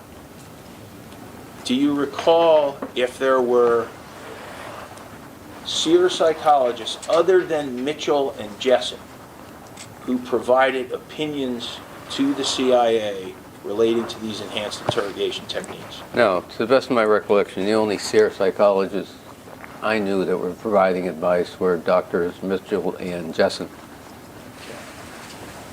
All right, let's move on then. And to the extent that JRPA came to the conclusion that there were no long-term psychological effects resulting from the use of EITs, you don't know what the source of that agency's information was? No, not specifically. Okay. What about generally? No.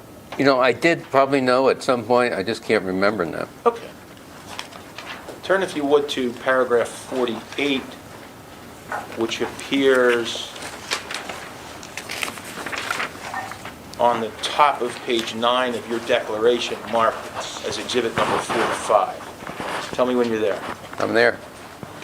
Paragraph 48 is one sentence. It states, quote, "It is my understanding that all EITs were applied to Zubaydah consistent with the August 1, 2002 Bybee memo." Do you see that? I do. What is the source of your information for paragraph number 48? Well, a couple of things. We had sent one of our attorneys in the Office of General Counsel to review the videotapes of the interrogation of Zubaydah. Many hours of videotapes. These are videotapes that subsequently destroyed. And he returned to say, going through them carefully, that none of the EITs, all of the EITs applied to Zubaydah were consistent with the Bybee memo. In other words, there were no unauthorized techniques. Just so we're clear, the Bybee memo was the memo that served as the legal authority to proceed with 11 of the 12 techniques. Is that correct? Correct. Okay. And mock burials was the one that was removed. That's correct. Okay. Now I want to ask you about high-value detainees. You mentioned high-value detainees in your testimony. Do you recall that? Yes. And do you know there were other types of detainees, right? Right. There were medium-value detainees and low-value detainees, right? Mm-hmm. Yes. Did you, in your capacity as counsel for the CIA, give advice to members in the field about low-value detainees and medium-value detainees? I'm sure we did. I don't recall that I did myself, but I'm sure my lawyers in CTC did. Okay. Now, I want to focus in on Mitchell and Jessen. Were Mitchell and Jessen involved with high-value detainees? Yes. Do you know if they had any role other than with respect to high-value detainees? No, my understanding was that they were brought on and they were used exclusively. They're on high-value detainees. Okay. Now, you got this document, which was previously marked in the case as exhibit number 17. Pull it out for a second, if you would, please, sir. 17. 17.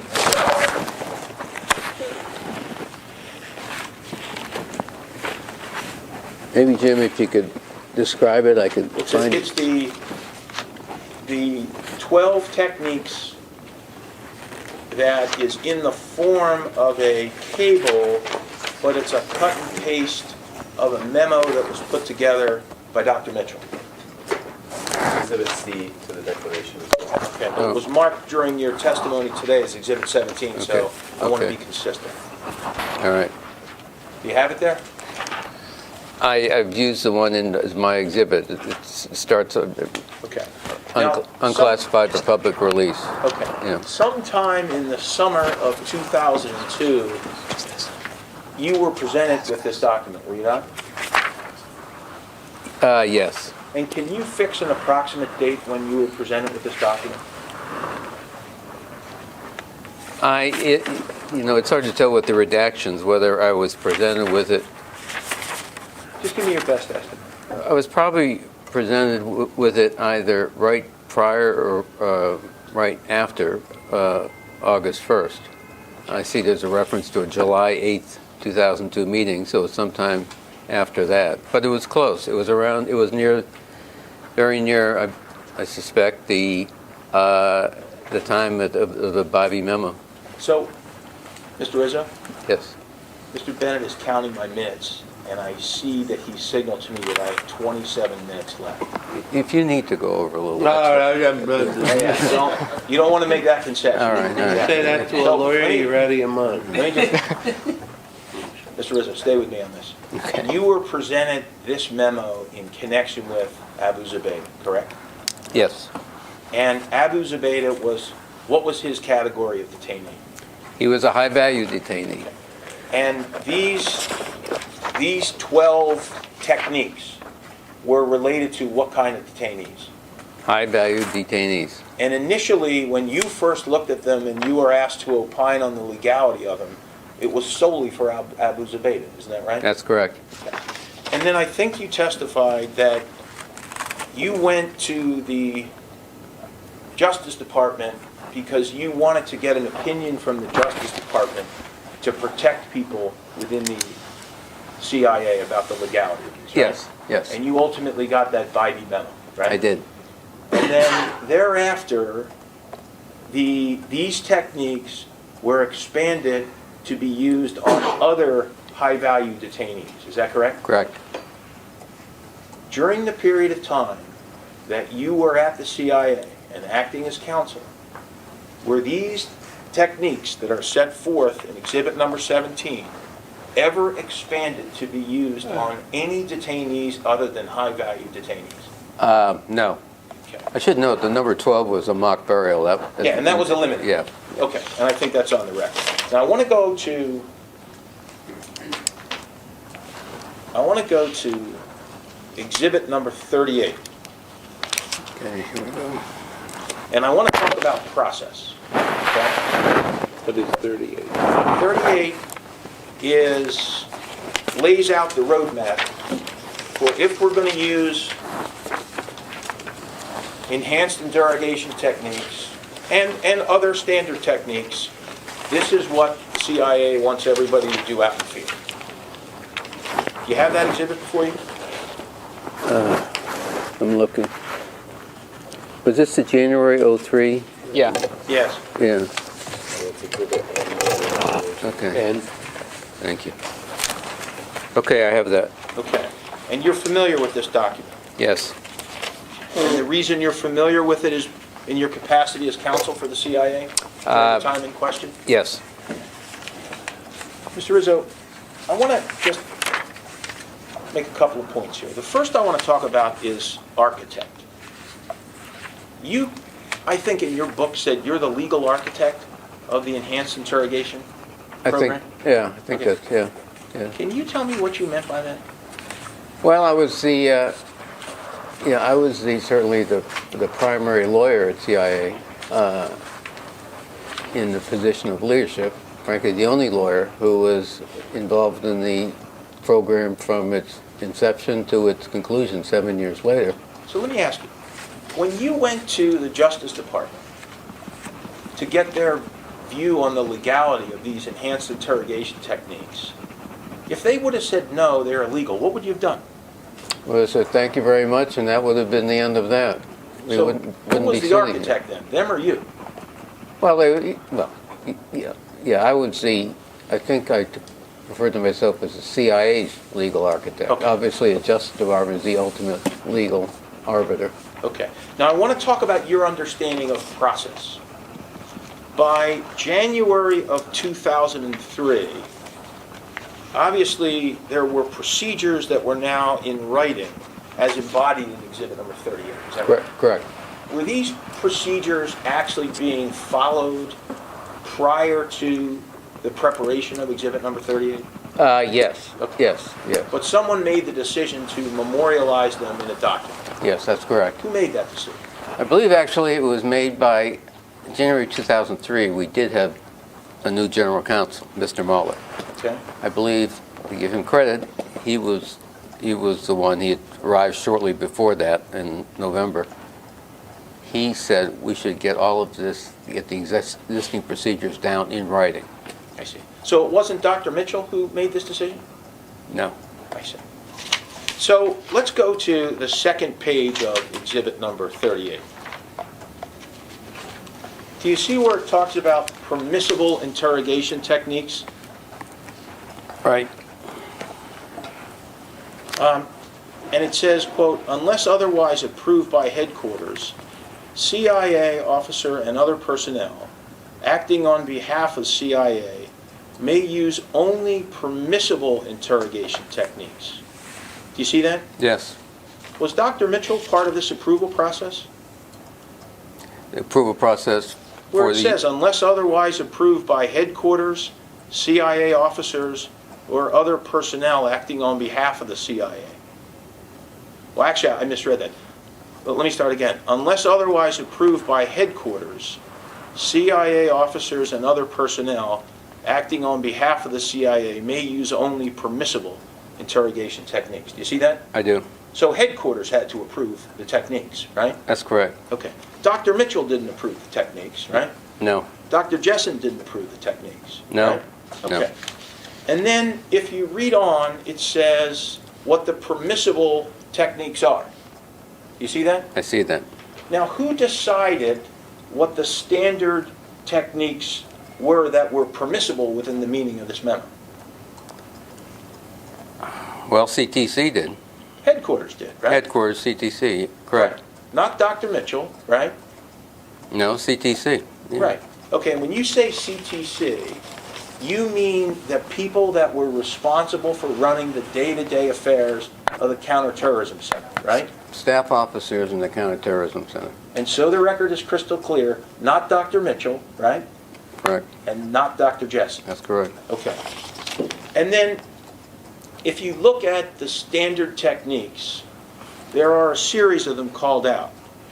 And I'll mention some. Isolation, sleep deprivation not to exceed 72 hours, reduced caloric intake, so long as the amount is calculated to maintain the general health of the detainee, deprivation of reading material, use of loud music or white noise. Let me stop right there. You can read them as well as I can, right? Right. Who determined that these techniques were the techniques that would be used as standard techniques? Is this headquarters again? It was headquarters. It wasn't me. Okay. It was headquarters. And yes. who from headquarters can you tell me was involved in this decision-making process?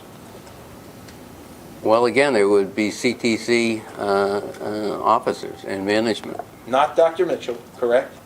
Not to my knowledge. And not Dr. Jessen, That's correct? correct. Okay. Now, reading on, it makes reference to enhanced techniques. Do you see that? I do. And then you'll see that there are a series of enhanced techniques that are identified in here, right? Correct. And it says, just so the record's clear, quote, enhanced techniques are techniques that do incorporate physical or psychological pressure beyond standard techniques. The use of each specific enhanced technique must be approved by headquarters in advance and may be employed only by approved interrogators for use with a specific detainee with appropriate medical and psychological participation in the process. Do you see that? I do. Who put this process in place? Again, it would be CTC officers and management. Correct. Not Dr. Jessen, right? No. Who would decide which medical doctor would participate in the enhanced interrogations? Headquarters? Headquarters, yes. And would headquarters also decide which psychological doctor, whether it be a psychiatrist or a psychologist, would participate? That's correct. Okay. Now I want to ask you further about, so is it fair to say that every decision about when and how and to whom these techniques were going to be utilized was made by headquarters? That's fair to say, yes. Okay. Now, in addition to that, if you read through this, and because I only have about 18 more minutes, it talks about process for who can stop the enhanced interrogation techniques. You see it in there? Yeah, if you could direct me. Sure, what go to the- paragraph 2 Okay. and just read it to yourself.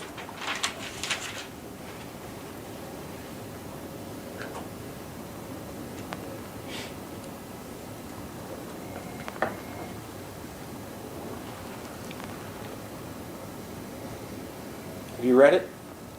Yeah, And again, this procedure was determined by headquarters, right? that's correct. And if you look at interrogation personnel in paragraph 3, all done by headquarters, right? That's correct. All controlled by headquarters, correct? Correct.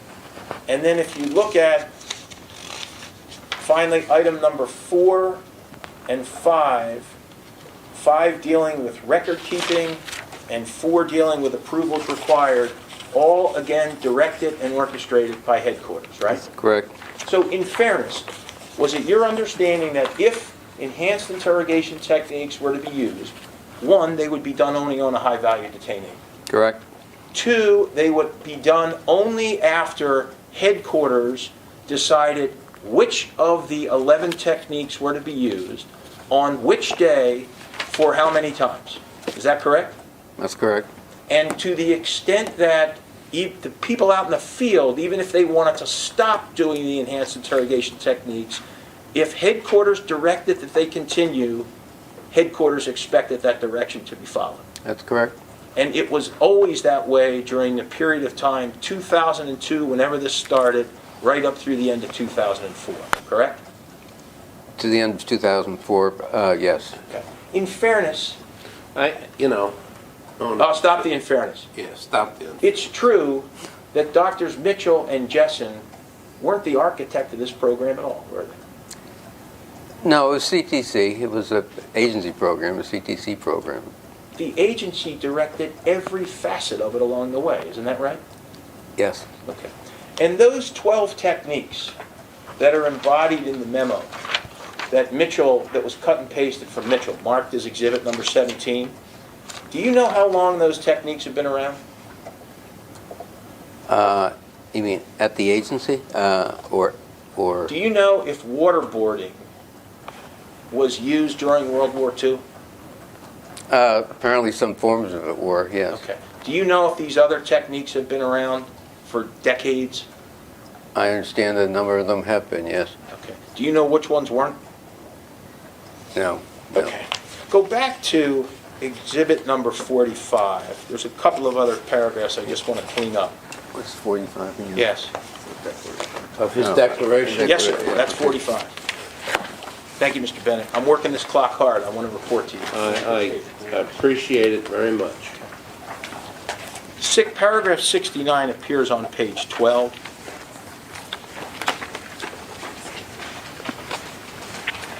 Do you see where it says, quote, Ghoul Rockman, close paren, quote, Rockman, close paren, close quote, close paren, was not classified as an HVD. You see that? Yes. Okay.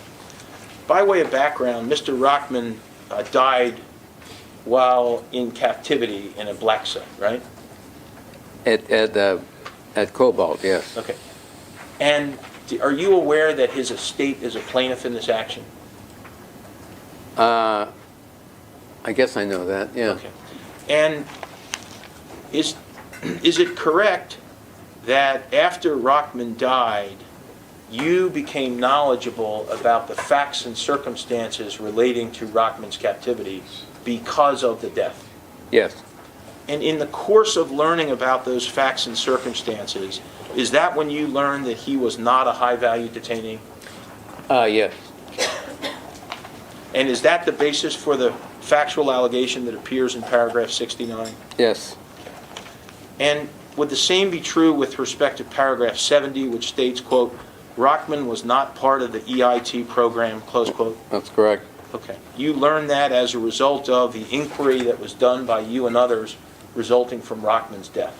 Correct. And then finally, paragraphs 77 and 78 make reference to a report that is entitled the Senate Select Committee on Intelligence's Study of the Central Intelligence Agency's Detention and Interrogation Program. Do you see that? I do. And we refer to it as the SISI report, SSCI. Can you call it that too for purposes of this deposition? I will call it that. Okay. Do you see in paragraph 77, you say, quote, "The SISI report is an errant, inaccurate, one-sided, unremitting, wholesale assault on the CIA's EIT program." Do you see that? I do. Can you tell us why you said that? Well, in terms of one-sided, it was an investigation took place over 4 years. Apparently reviewed millions of documents, but was conducted solely by the one partisan side of the committee. And during, at least for me, the biggest evidence of the one-sidedness is that none of us who have been involved in the program, including me, not once during those 4 years was ever asked, was ever interviewed by any of the SISI investigators. And did you ever come to understand why none of you were interviewed? Well, my conclusion was that they started off with their conclusions already in their head, that the program was worthless, immoral, and there was really no, and the rest of the time they were building towards solidifying and supporting that foregone conclusion. I see. And are there instances in the report that you could cite where the information is, as you describe it, errant, inaccurate, one-sided? Yes. Okay. And is it fair to say, strike that, is it true that paragraphs 78 through 83 cite some of the instances in the SISI report where you believe that report is inaccurate? That's errant, correct. etc. Correct. Okay, let's change subject matters. You were asked questions about learned helplessness. Do you remember that? Yes. Turn, if you would, to paragraph 18 of exhibit number 46.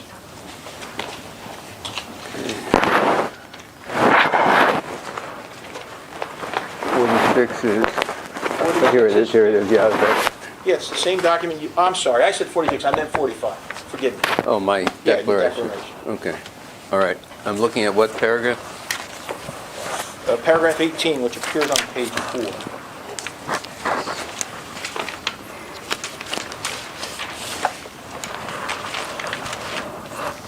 In that paragraph, you talk about learned helplessness. Right. See that? Right. And if I'm reading it correctly, you attribute that theory to someone other than Drs. Mitchell and Jessen. That's right. Okay. Tell me what you meant by that. Well, I mean, first of all, let me look. This is the meeting at the White House. Yeah, this is a meeting at the White House. Yeah, well, I wasn't, first of all, Dr. Mitchell and Dr. Jessen were not with me at that meeting at the White House. It was just strictly CTC attorneys.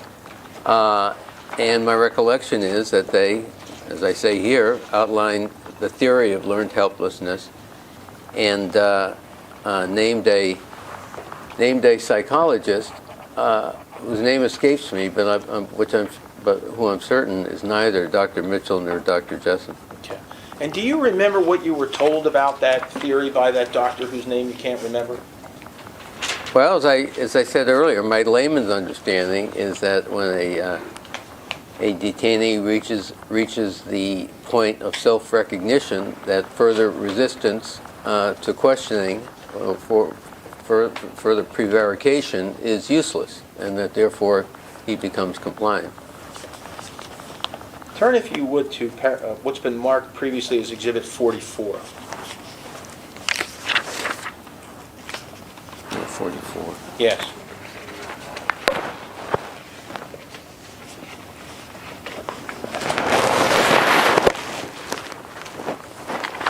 again, that is what, so I can...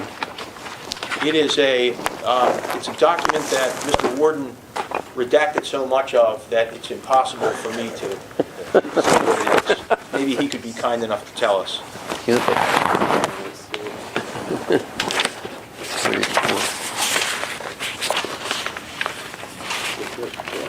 Okay, I've got it. Now, you were asked a number of questions about this document. Do you remember? I do, yes. Did you ever see this document before today? I have no idea whether I saw it or not. I mean, it's virtually unrecognizable. I understand. Yeah. Well, it's good to know your lawyers are out there, protecting your information. But looking at it in its present form, is it correct to say that you cannot identify this document? Yes, that's correct. Okay. And you don't know the author of the document? No, You don't know the reason the document was created? no, You have no idea if the information that appears in the document is accurate? no, without any You're not context. saying it's inaccurate, but you can't say that it is, No, right? that's correct. yeah. Okay. You have no idea of the circumstances under which this document was created? Correct? And if you turn to exhibit, same exhibit, but Bates page US 1581, which is 3 or 4 from the back, you were asked questions about the individual that's identified there. Do you remember? Yes, And references made in this document to this individual undergoing EITs, right? right, And you don't know if that happened, correct? right, yes, If it did, you don't know why, correct? correct. Okay. And the same would be true if you turn to Bates page 1567.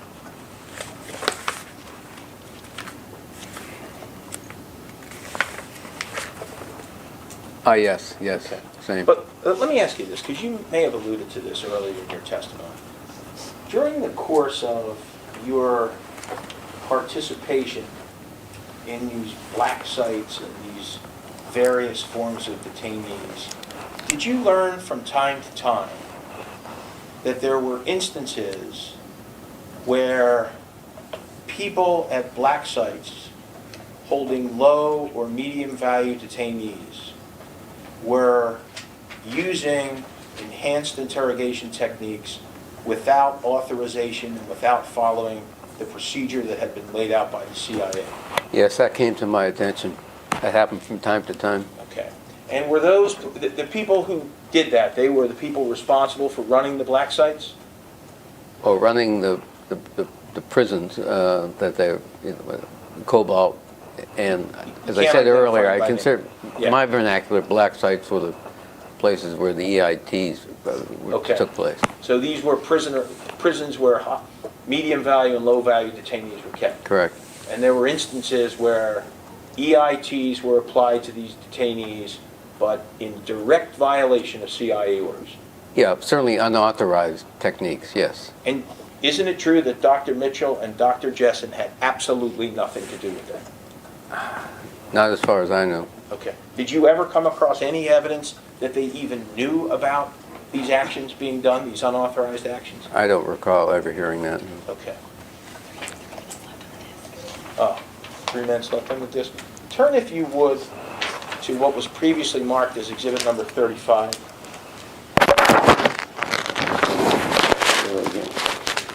There's 3 minutes left on the disc, Mr. Rizzo. Remember, Abraham Lincoln's Gettysburg Address was 3 minutes. So if he can do it, you can. Mr. Bennett, thank you for your time. 35. What is 35, Jim? Exhibit 35 is a memo about the meeting that you had with Secretary Rice. Oh, that, yes. Here's what I want to ask you about that. Do you remember that meeting? Oh, yeah, Do you vividly. remember if Dr. Mitchell at that meeting said to Secretary Rice that he didn't believe in nudity? That he, Dr. Mitchell, didn't believe He it? did not believe in it, wanted it to stop. I don't remember that, no. Okay. Just so the record's clear, can you sit here today and say, if he were to testify to that under oath, can you say that you don't think that's true? No, I just don't remember it one way or the other. Okay. How much time? Any kind of nudity at all, Doctor? not by detainees in connection with this case brought by the ACLU. Do you know, Mr. Rizzo, if the guards determined how long the prisoners would remain awake at the prison? That the guards would So were determine the it? guards who made that determination? I don't believe they did, no. Okay. All right, let's go off the record for a second. Okay. 2:56 PM off the record. Okay, we're now on the record, the beginning of videotape number 3 for deposition of John Rizzo. The time now is 3 PM. Mr. Rizzo, just a couple more areas and we'll have you out of here. You testified during your examination with counsel for the ACLU that there were refinements made to the program. Do you remember that? Yes. And the program we're talking about is the enhanced interrogation techniques that were used for high-value detainees? Correct. Okay. Now, who participated in the decision-making process with respect to those changes? Well, I participated. Yeah. And I was actually took the lead for the agency in that effort at the direction of the CI director at the time, Michael Hayden. And I had discussions with appropriate CTC personnel. I remember the chief of CTC about, you know, what kinds of techniques do they continue to deem essential, things of that nature. Okay. And how many times did you engage in that effort? It was periodic review? Well, it was intense. I mean, it was over, I would say, a 6-month period where this was all being reviewed from top to bottom. And is it correct to say that neither Dr. Mitchell nor Dr. Jessen were part of the decision-making process about the refinements that were going to be made? No, that's correct. I don't recall actually talking to them about this. You didn't even confer with them? I don't recall. I do remember talking to CTC people. Yeah. Sure. Yeah. That would be Mr. Rodriguez and his staff? And the new head of CTC at the time. Okay. And then finally, you said that there was a meeting that you had with Mr. Chertoff. Do you remember that? Yes. And in the course of that meeting, you had raised the subject of advance immunity, right? Right. So you get a declination from the government before conduct occurs as insulation, if you will, from the government being able to charge you at a later date. Yeah. How many times did you have that discussion with him? Once. Did you ever have the subject matter of that discussion with anyone else from the Department of Justice? No, I mean, Chertoff shot it down quite conclusively, so I just let it go. So it came up one time and it never came up again? Yeah, that was my idea only. And So. it was your idea only? Okay. We have no further questions of the witness. Thank you, Mr. Rizzo. Can I just ask one final question? Oh, yeah, sure. I didn't know I was the judge. Go ahead. In a way you are. So you testified earlier that you did not personally speak with the defendant's lawyers in crafting your declaration. Is that right? That's correct. But your declaration uses as exhibits documents that were produced as part of this litigation. Is that right? Well, they were given to me by my counsel. I assume they came out of litigation.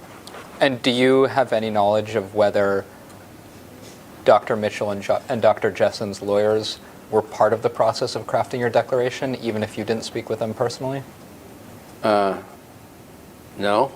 I mean, I relied on the guidance from my attorneys. Okay, so you don't know whether they were consulted? No, I don't. Okay. That's all. I very much appreciate it. Conclude the video deposition of John Rizzo. Now 3:04 PM. Thank you very much for your courtesy. Okay, buddy.